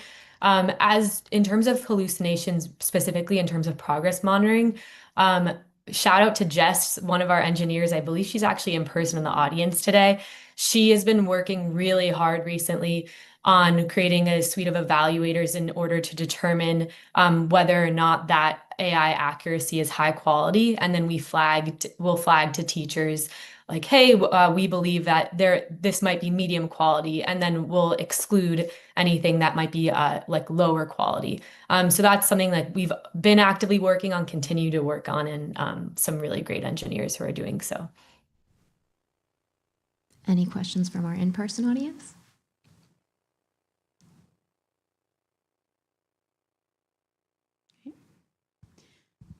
All right. Well, I would love to thank our speaker. Oh, there was one question, I think. Yeah. I'm just wondering if continue the co-design process after the fact, right? So you're working with Sesame Workshop and the Sandbox Initiative in the initial design. Are you building that sort of philosophy of co-design going forward, and how are you going to accomplish that? Part of the goal of our team participating in the co-design in person was to learn some of the techniques from experts in co-design. What are some of the tactics that they bring, and just the structure of the sessions. So our goal is to bring that in. We found that so in our sessions we generated a lot of new game ideas for the reading games that are in Superphonic. One of them will be in the global launch of the product. And so we pulled out lots of threads of ideas, and now kind of we're thinking about how to layer it in as we continue, progressing both the sort of complexity of the app, and then also thinking about, what is the role of testing things that we've made versus a lot of the idea generation that came out of that phase. Great, thank you. And I just want to shout out that our senior fellow, Dr. Guha, is working on a co-design toolkit that we are going to be launching publicly next year. That is one of the things that, and I don't know if I mentioned Walton Family Foundation, but thank you to Walton Family Foundation that they're helping to fund to get this work out into the world more, so more people can use these techniques. I want to just thank again our folks in the room from JGCC, our partners, the Giant Room in New York City, who help us facilitate a lot of these co-design sessions. And then thank you to our speakers today from our products. I think that they gave really great insights under the hood of how these products are developed in a really thoughtful way, and showed a growth mindset in their own work to accept feedback from us and incorporate that into their design. So thank you to all of our product partners as well.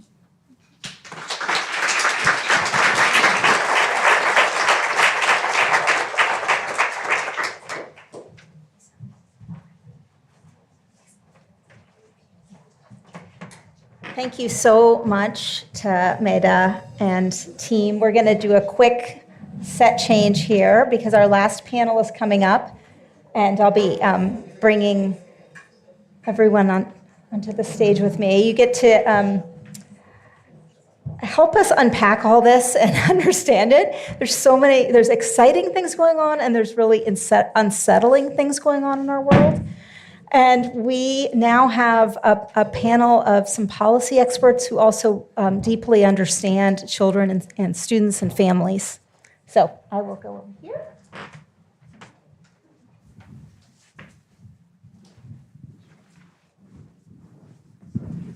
So I'm really happy to have with us Michelle Kang, from the Executive Director and CEO of the National Association for the Education of Young Children. So yes, Michelle, any seat's fine. Thank you so much for joining us. Sarah Shapiro, who is the Executive Director of the Alliance for Learning Innovation. We're going to hear a lot more about the incredible advocacy and research-based work that they're doing. And Chris Perry, such a pleasure to have you with us, Chris, who is the Executive Director for Children and Screens and ran a big summer institute on a lot of these topics, as well as has had a new piece come out just in the past couple weeks I'm sure we'll talk about. So really great to have you all. And then on May Chung, my colleague at New America, is also with us. She's up in New York City today at the All Tech is Human conference, and we're just so glad, May, you could join us for this as well. Just kind of being in two places at one time. This is what technology can do. You kind of clone May and bring her here. May is our director of our teaching, learning, and tech team here at New America, and she's also a senior advisor in our education policy program. So as I was hearing just incredible thoughtfulness that was coming out of that last panel, as I was thinking through the research, thank you, Angelica, for laying out so well kind of where we are now and what we need to base this work on. And then thinking back to that conversation at the beginning of, the past 10 years and where we need to go next, it feels to me like it's a kaleidoscope of a lot to try to bring into focus, to figure out how to prioritize in policy arenas so that kids and families and students are kind of front and center, right? So I'm going to start, if I could, Sarah, with you, because I want to hear a little bit more about what you're hearing out there. I said unsettling time. It's not even, those aren't even good enough words. I don't know what to say about this time. We're in a 26-day shutdown at this point. We're having these really rich conversations, and Congress is doing nothing, right? So we just have to recognize we are in a really weird and hard place. And there's been a lot of disinvestment in these issues just in the past 6 months. So I just want to name that and recognize that, and just how surreal it can be to have these conversations at this time. You're seeing it front and center in many places. Sarah, can you just help us understand where you are? If you can talk a little bit about the Institute for Education Sciences, and I know there's a push to do some redesign there, and you guys have been at the forefront of that. But what are you seeing right now, and where are you prioritizing? Well, thank you for having me. I'm sorry to start the panel off with the federal perspective. As you were saying, it's a rough time, and it's pretty disheartening to see so much of the work that this room and others in our field have spent their lives contributing to a body of research about how kids learn and develop. To see it cut so dramatically has been awful. So I represent the Alliance for Learning Innovation, the Ally Coalition. We're a coalition of over 100 organizations, philanthropy, nonprofits, researchers, folks who care about the research and development infrastructure in education. So, and the Ally Coalition has been focused in some ways on sort of advanced R&D in education. What does it look like to sort of push the limits on R&D? And what you're alluding to, Lisa, then the world comes crashing down. And so you have to sort of refocus on what is really critical and what the federal government's role should be in R&D. So when in about March, they cut most of the Institute of Education Sciences, which, if you don't know, is the research arm of the U.S. Department of Education. They cut most of the people, most of the money, and it was something we were not expecting. We were expecting hard times. We were not expecting this level of destruction. So the Ally Coalition has been very supportive of folks in the field who are working through legal methods and other ways to restore what was. But we also were working together to think about what could be, because the Ally Coalition came together because the R&D infrastructure wasn't working for the field in the ways that it could, right? This was a group of folks who were coming to say, this could be better. We could know more about how kids learn. We have been sort of investing in research that doesn't get out into the field, that isn't, to the earlier points, co-designed with teachers and students and families. So it could be better. So we thought about this as, again, we never would have wanted it to happen this way, but the blueprint was a way, we came out with a blueprint for the future of federal education R&D. And it was a way for the field to have a proactive vision for the future about how we need to continue investing in basic and applied research. We need to invest in innovative research. We need to empower states and districts, to the point that Michael made earlier about the importance of states and districts and schools and actually driving R&D. And we also need to invest in all of the research and data that sort of is the foundation of everything that we do. We need the data to tell us what is working for whom and under which conditions. So the blueprint, we came out with the blueprint in June. There have been lots of attempts. I was quoted, I was saying earlier to somebody, I was quoted in a piece in the 74 about glimmers of hope at IES. And I would say a few weeks ago, I was feeling like there were glimmers of hope. There is a person from the Fordham Institute who is working on sort of a redesign of IES. There was some positions posted for the NAEP test.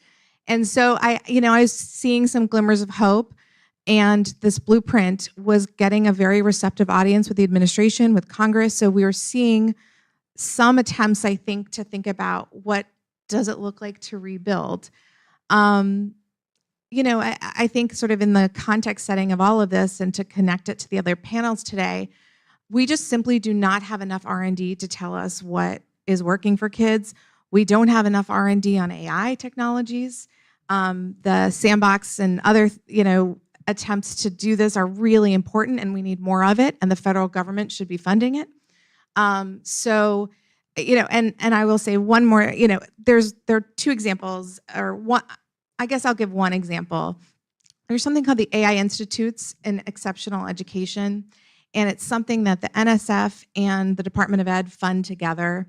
And it was an attempt to think about, okay, how can AI technologies be used to help identify kids with speech and language issues, kids who were dyslexic, who had dysgraphia, other things that are underdiagnosed because we don't have enough speech and language pathologists. So using AI technology to actually help diagnose these kids earlier, to identify them for treatment. So that is an example of the kind of R&D and AI that we should and could be doing more of. Melissa Gedney, my colleague here, is working on a blueprint for early learning R&D. I think we could do a lot more in the early learning space to really identify how to push the field forward around early literacy and other topics. So, and in partnership with NAUIC. So lots to sort of hope that we can sort of push forward, but lots of reasons to, of course, be discouraged. I want to note, as you were talking about R&D and what was halted and terminated, I want to note and just put out just a huge piece of gratitude to those who have been working on the Ready to Learn research for so many years, which is from the U.S. Department of Education. Incredible program that I feel myself very indebted to, because the research in Tap, Click, Read, that when we could look at really good peer-reviewed scientific research, a lot of it was from Ready to Learn. Yes, and in my former PBS perch, I'd be remiss in not saying that Ready to Learn was the most critical program at PBS Kids and Education, funded so much of the R&D that we did in media and curriculum development. So just I can't say enough about that. And I think it illustrates the way that the federal government used to invest in R&D.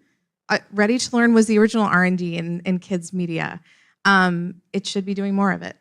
And talk about going local, like going into, to televisions and our apps and everything else, but in a way that's based on research on what's best for kids.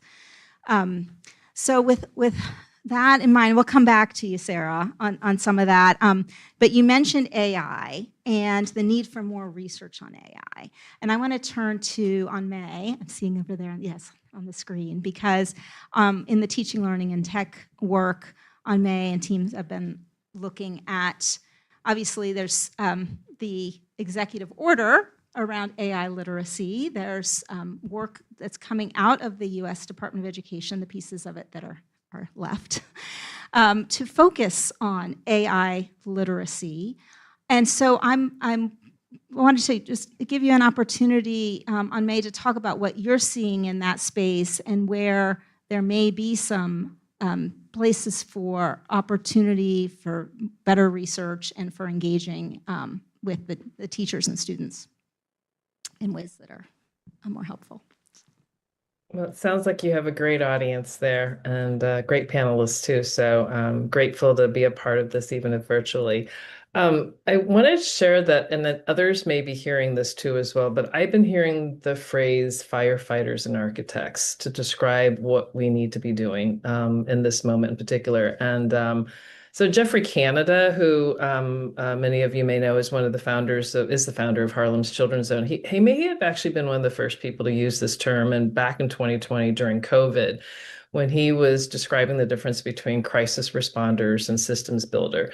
And he argued that while educators and community leaders often rush to put out fires in children's life, anywhere from like immediate crises that are based, because of poverty or violence or poor schools, what he thought was missing at the time was the architect, the work of the architects, those who design systems and structures and the policies that are about preventing the fires in the first place. So Lisa knows that I'm a glasses half full person. So I actually think we have an opportunity to think about, hey, how AI can be leveraged and used to rethink how more young people can gain the literacy skills that they need to really participate in school, work life, and starting as early as possible. And in many ways, we've complained for years that the school reform pieces aren't working, or a lot of the big pieces aren't. So and I remember people, talking about, like, we should just blow the whole thing up and start over again. And here's our chance. So, and clearly, like Lisa said, there's a big push by the feds and big businesses to embrace AI. Some call that foundational. Others are more observing and determining how best to incorporate AI. And still others, as you all know, are using it as a marketing tool. Others are trying to quickly put together tools and guidance and policy based on what they know already, but we know there's so much research still that needs to happen, and more piloting that needs to happen. But they're trying to put out what they can do best, and these have been the firefighters. And others are thinking about systems building. They're thinking about, as these firefighters are fighting, what are the policies, research, and practices that need to happen that indicate what works for all students, right? The architects. So, this notion of making sure that it's is inclusive. And so what I'm hearing is that there's actually a lot of discussion among some of the architects about what actually is the differences and similarities between, like, AI literacy, digital literacy, and even computer science, which is really a field.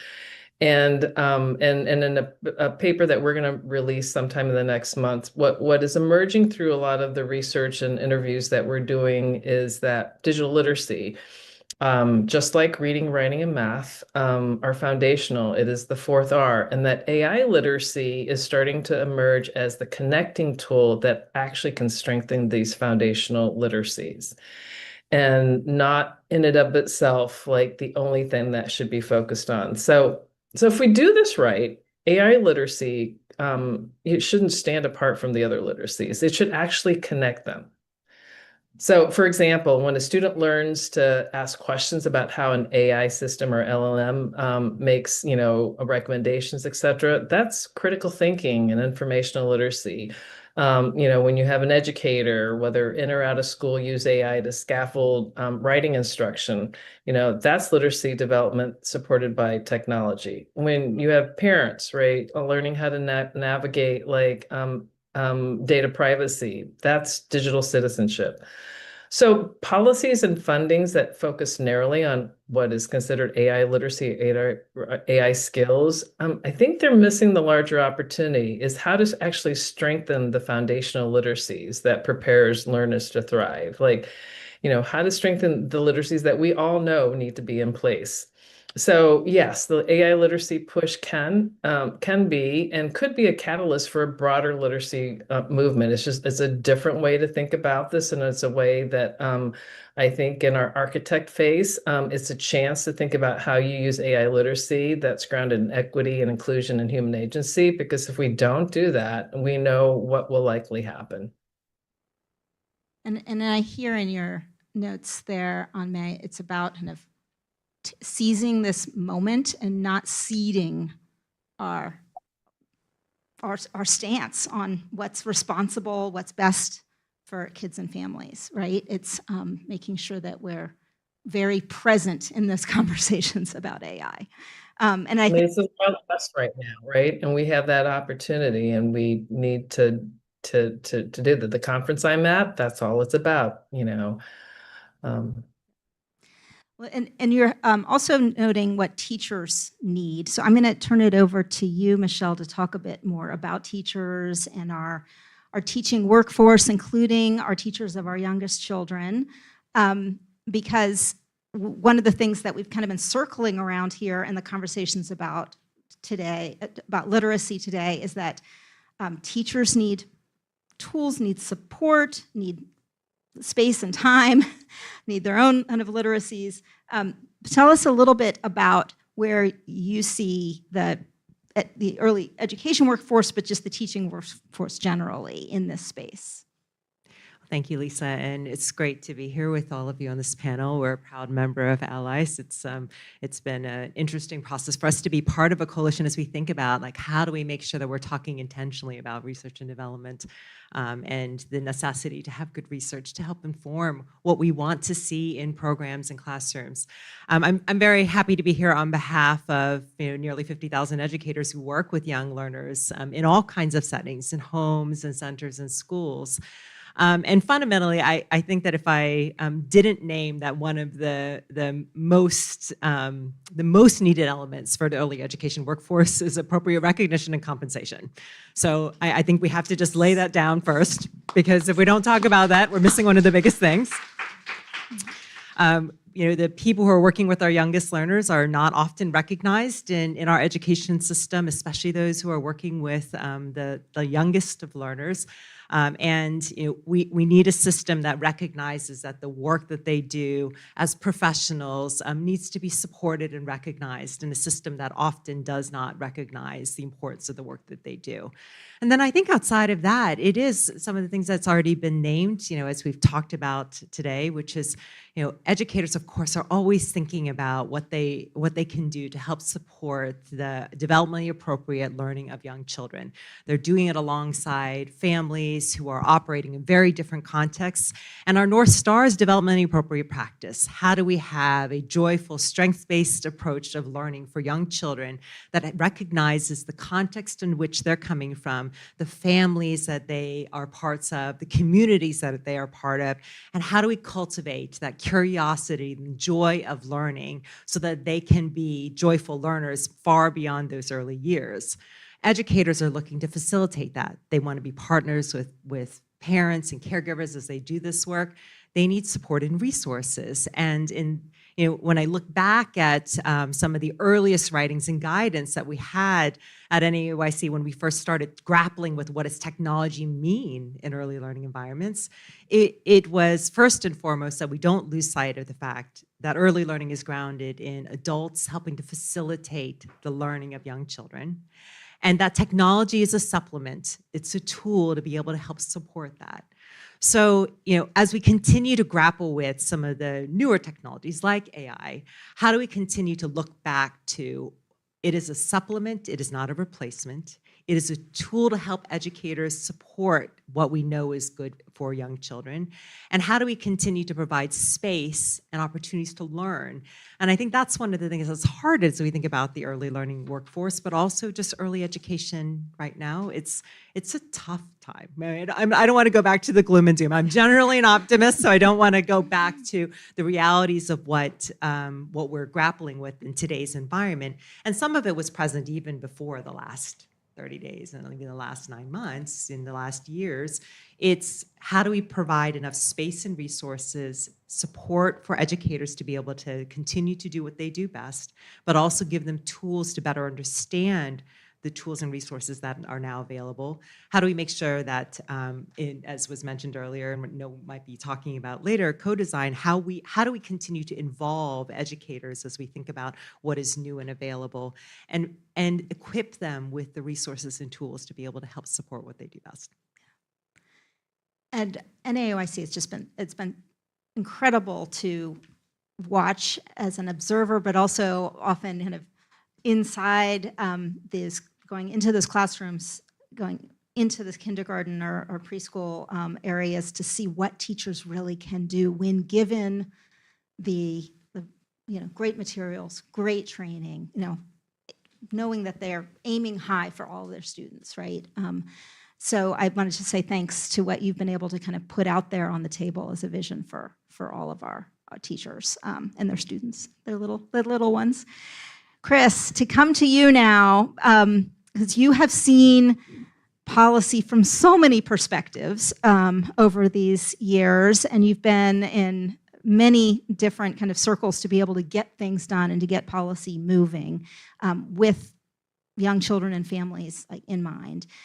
What are you seeing now from your approach to children and screens is going to need to be prioritized to ensure that more kids are learning to read, that we're getting out of this crisis that we're in right now. Well, it's so great to be here with Michael and Ralph and you at New America. Like, wouldn't that be great? A new America, where children are centered, their developmental needs are addressed, and we all come together, whether we believe in sort of in-person instruction or technology-enhanced instruction or some combination, that we can figure these things out. I think this room could figure these things out.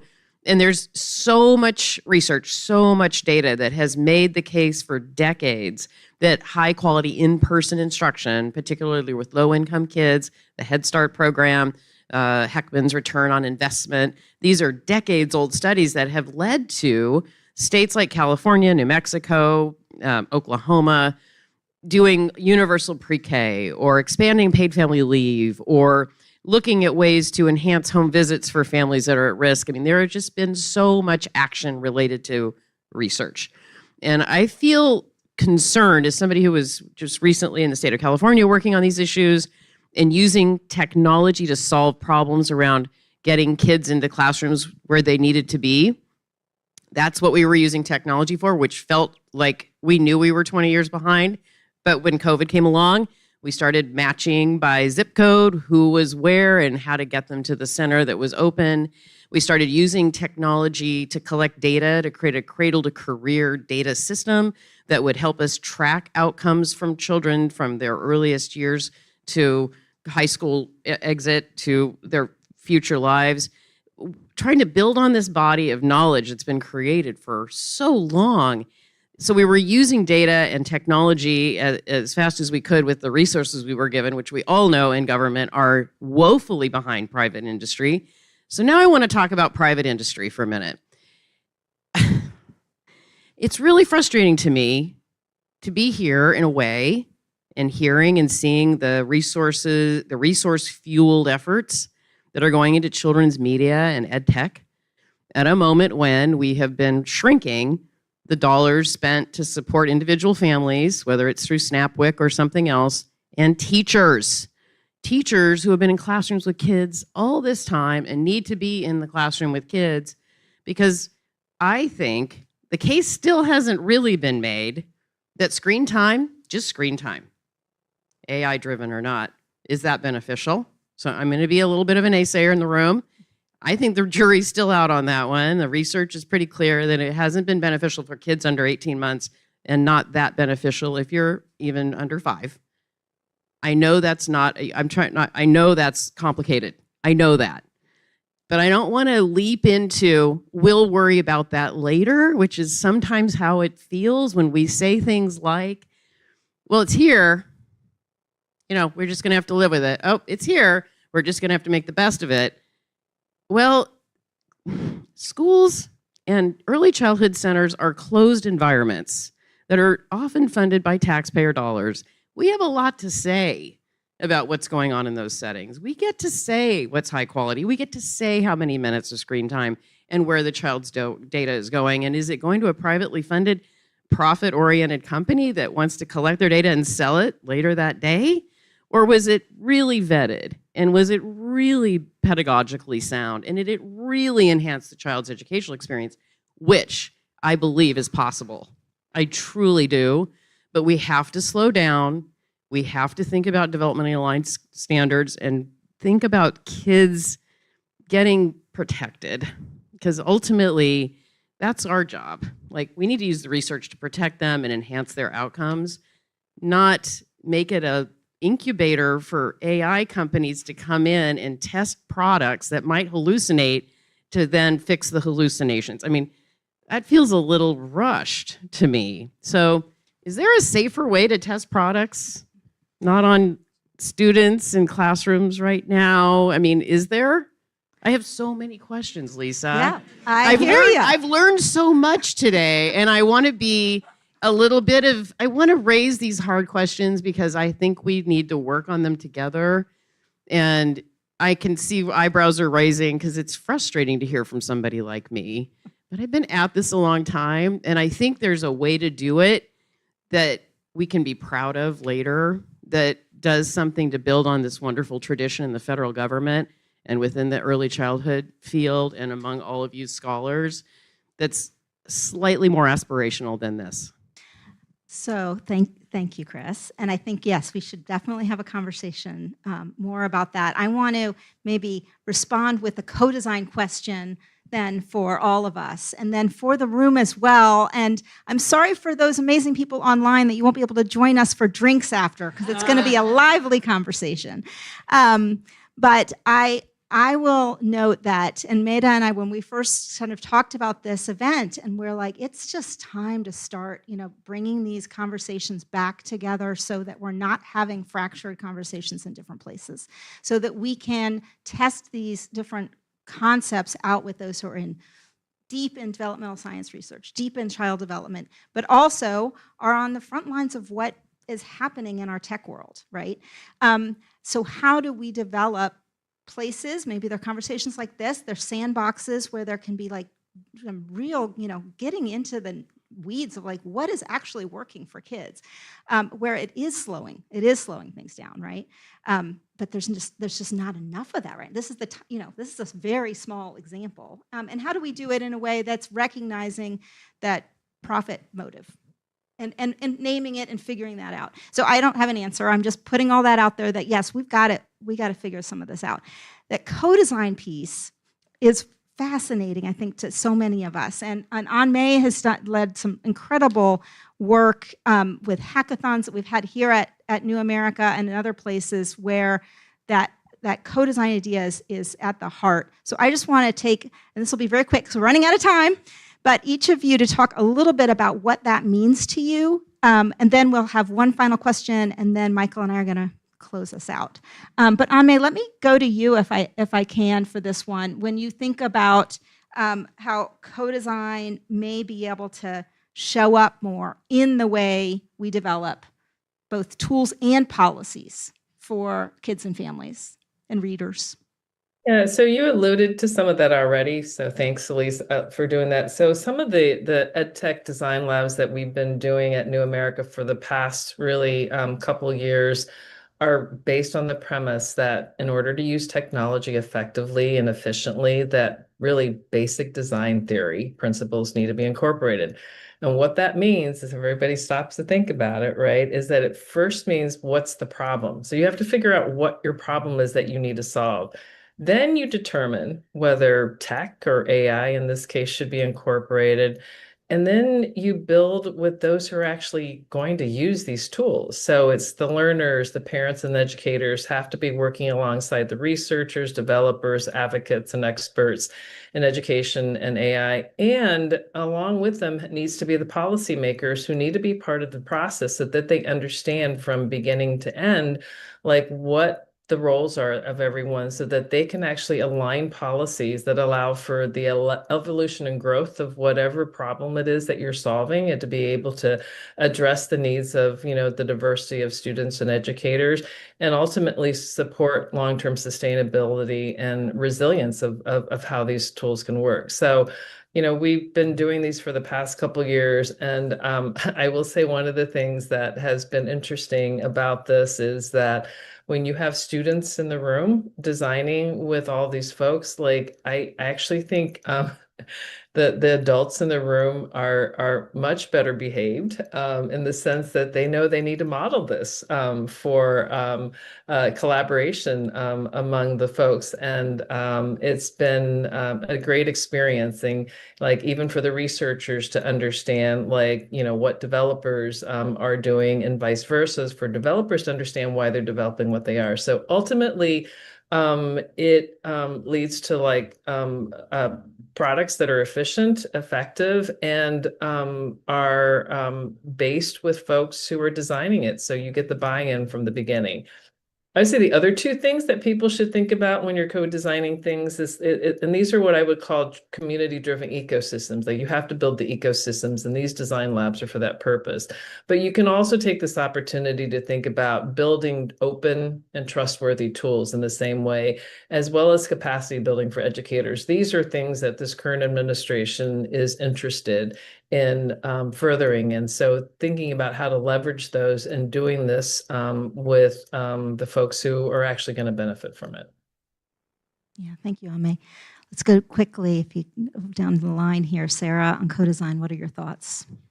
Yeah, on co-design, I think the federal government can work closely with states, districts, and schools and design grant programs, design research grants that deeply incentivize co-design. We did an inclusive R&D task force and released a brief on this with very specific policy recommendations on how this can work, again, at the policy level. And then we have a state education R&D playbook coming out in November that will have even more specific policy plays that include co-design and inclusive R&D principles. We say nothing for the field without the field. You do not create tools that are going to show up in early childhood environments without including the people who are doing the work. And then one note I would just add there quickly is that to recognize the diversity of settings and the ways that early childhood education happens is not going to be one size fits all, right? A center in New York City is going to feel very different than a home-based childcare in Georgia, that is going to feel very different than a faith-based program in the Midwest. So how do you ensure, with intentionality, the very different kinds of early learning environments that exist and the context in which educators are teaching and learning so that their perspectives are reflected as you are designing product? I love all of these ideas. I think the use case sandbox is a really fun and interesting thing to think about and expand with federal and state funding so that it takes some of the pressure off industry to figure out how to do that for us. We need to do that for ourselves and in partnership. I love the idea that there are, center-based care settings and there are evenings at home. I mean, there are so many use cases, and it would just be lovely if what's being created was done in partnership with guardrails established through public policy that we can all agree on, that ultimately result in safe, meaningful products for families and educators that enhance children's learning experiences. I mean, I think that's something we would all agree to. Unfortunately, right now, what it feels like is industry's leading us. They're saying, we're ready to go to market with this product. We have an MVP. Let's go to this first grade classroom and see how it goes. I wish we were in more of a situation of either driving that bus together or the public who represents the students and their parents were saying, we're ready to experiment. We're ready to do rapid cycle iteration. We're a school that's really, willing to get this pilot grant and start something here with the support of our parents, something that goes a little bit more local and a little bit more controlled. Last thing I'll say is I really am struggling with the need to bring any of these products into early learning settings. I think children under 5 should be in a special category where we're especially careful about what's being brought into those classrooms. And school-age children, I think, no, that's probably a different conversation. So I'm going to end us with just kind of rapid fire. Each of you, if you can help us here, all of us in the room, think about what is one thing that we should be watching for. And Chris, I think you kind of gave us a good kind of lead in. And one thing we can do. What is one action? And it can be small or it can be big. What is one action that we should all think about taking in this next week, this next month, that would help us move a lot of these this more fruitful conversation forward. So let's see, who should I jump to? On May, maybe I'll go have you start us off on that. Yeah, I think one thing to watch out for is assume that the for-profit companies are marketing to make money. And the second thing I would say is important for this is empower communities with the knowledge and opportunities so that they're designing what works best for them. Who else can do it better but them? So just basically put the power in the hands of where it belongs. Okay, Sarah. I would watch out for what is coming out of the Department of Education around research and development. Will there be an actual plan to rebuild it? So I'd be watching for everything out of ed. And then I think we should, in terms of what to do, I would say we need more case studies.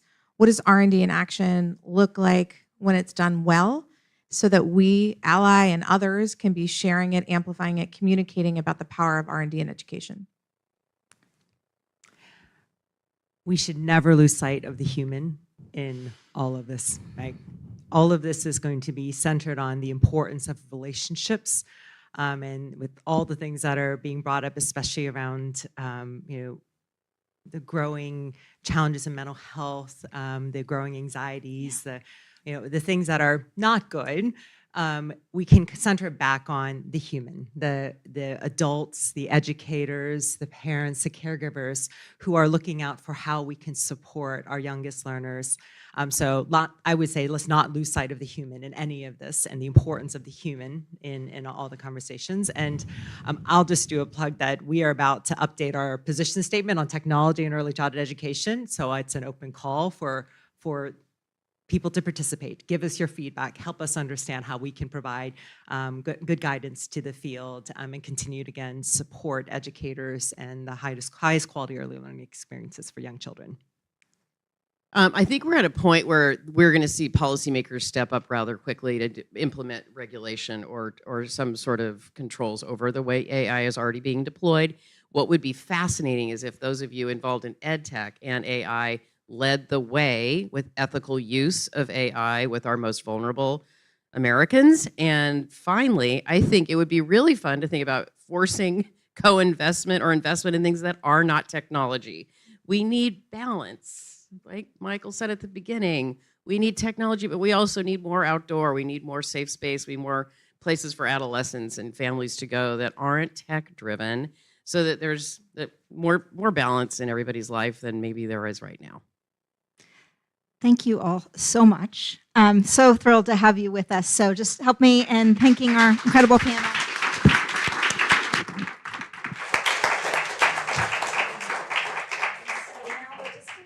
A few minutes to digest this a little bit, and then we're going to take even more than a few minutes to have a nice reception after. Michael, do you mind joining me up here? And we'll just shift quickly. I don't know that we need to change the chairs or anything. We're going to take just a couple of minutes because we know everybody's antsy to get a moving. I'm so glad you're here with me, Michael. So nice to be here. There. No bots for tots, Chris Perry. I wanted to just note how we started this day, which I was just really thrilled at how many of you wanted to come and talk together about some of the, we had subgroups having discussions around English learners, around students with disabilities or dyslexic students, around what it means for infants, toddlers, and their parents to be facing this kind of new world of technology, and lastly for adolescent students. And I'm so glad we could have some notes today on what it means for our older kids as well. So it helped me, just bringing that back reminded me, like, there's a lot of need and a lot of pockets, but there's a lot of different ways we can approach this. One of the things that I feel when we think about a call to action, what to do next, I think, is to keep talking to each other and breaking down some of the barriers, and recognizing that fuller ecosystem. So those were some of the things on my mind, Michael. I think that's part of it. I think that we need to do a lot more on sort of a bottoms up and a top down approach. Like, I'm impressed by the fact that it's still a digital Wild West, and that parents and practitioners really do need some guidance and support to avoid the digital Wild West and possibly to put it in their pocket occasionally. But also we could do a lot better in terms of informing them and using some of these green shoots in a way that would be super helpful. So I think there's a collective impact, kind of a thing that we should be talking about. I think also, think about Project 2025. I mean, they have their blueprint. We have our blueprints. We haven't activated our blueprints, not only because we don't have power, but because we haven't figured out a way to combine forces effectively, as you were saying, to make sure that, our blueprint, whether it's, around parents, or whether it's around practitioners, whether it's around policy. I'm in a P thing right now. You have your C's, I have my P's. But I think there's a way of kind of using our expertise in systems building and combining it with more bottom-up work. And we've got the folks across the sectors in this room and several other rooms that really do need to pause a little bit to use on May's very powerful architects and firefighters. We need to lean into, most of us have been leaning into mitigating risk and damage. And some of us absolutely need to continue to do that. We must. However, thinking back 10 years and looking ahead to 2035, we've got to build. And many of the folks that I'm working with, whether it's in nonprofit organizations or in startup world, are taking those chances now. And so architects and firefighters, no tots for bots, no bots for tots. That's fantastic. And let me just note one. I've got in my head all of a sudden I have like Too many metaphors. all these cool new, I don't know, children's shows and like ways of like doing books for kids around like firefighters and architects. And my dad is an architect and my mom is a librarian. So I'm like 100% in this fight.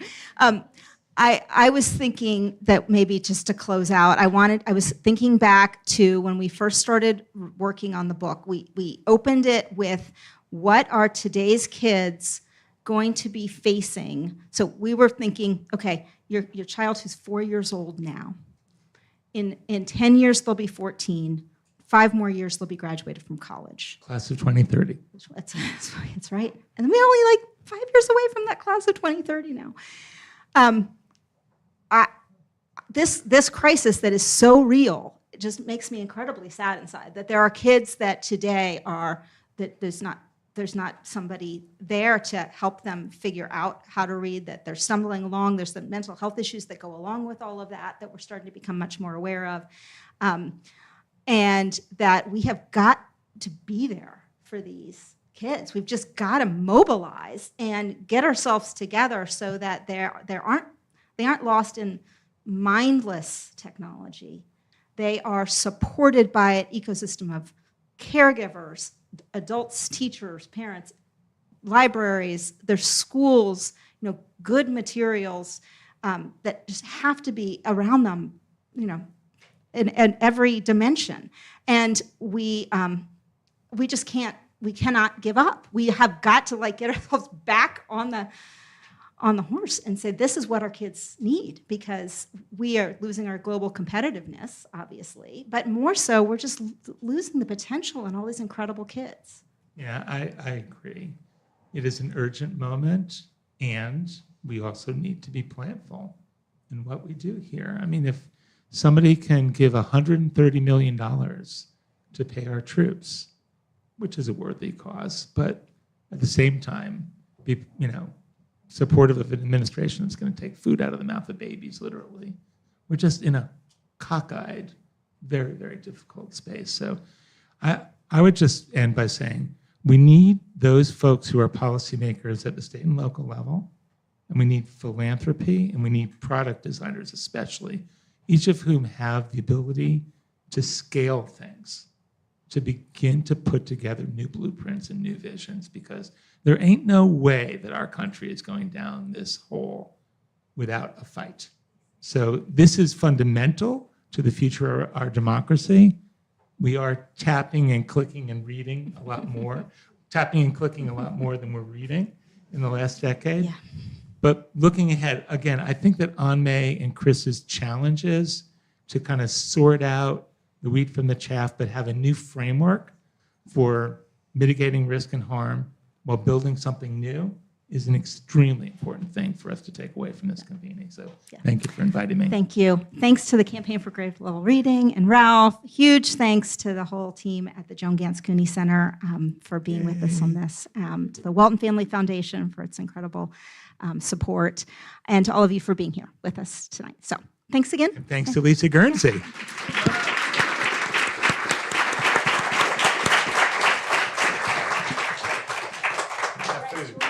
Join us outside for some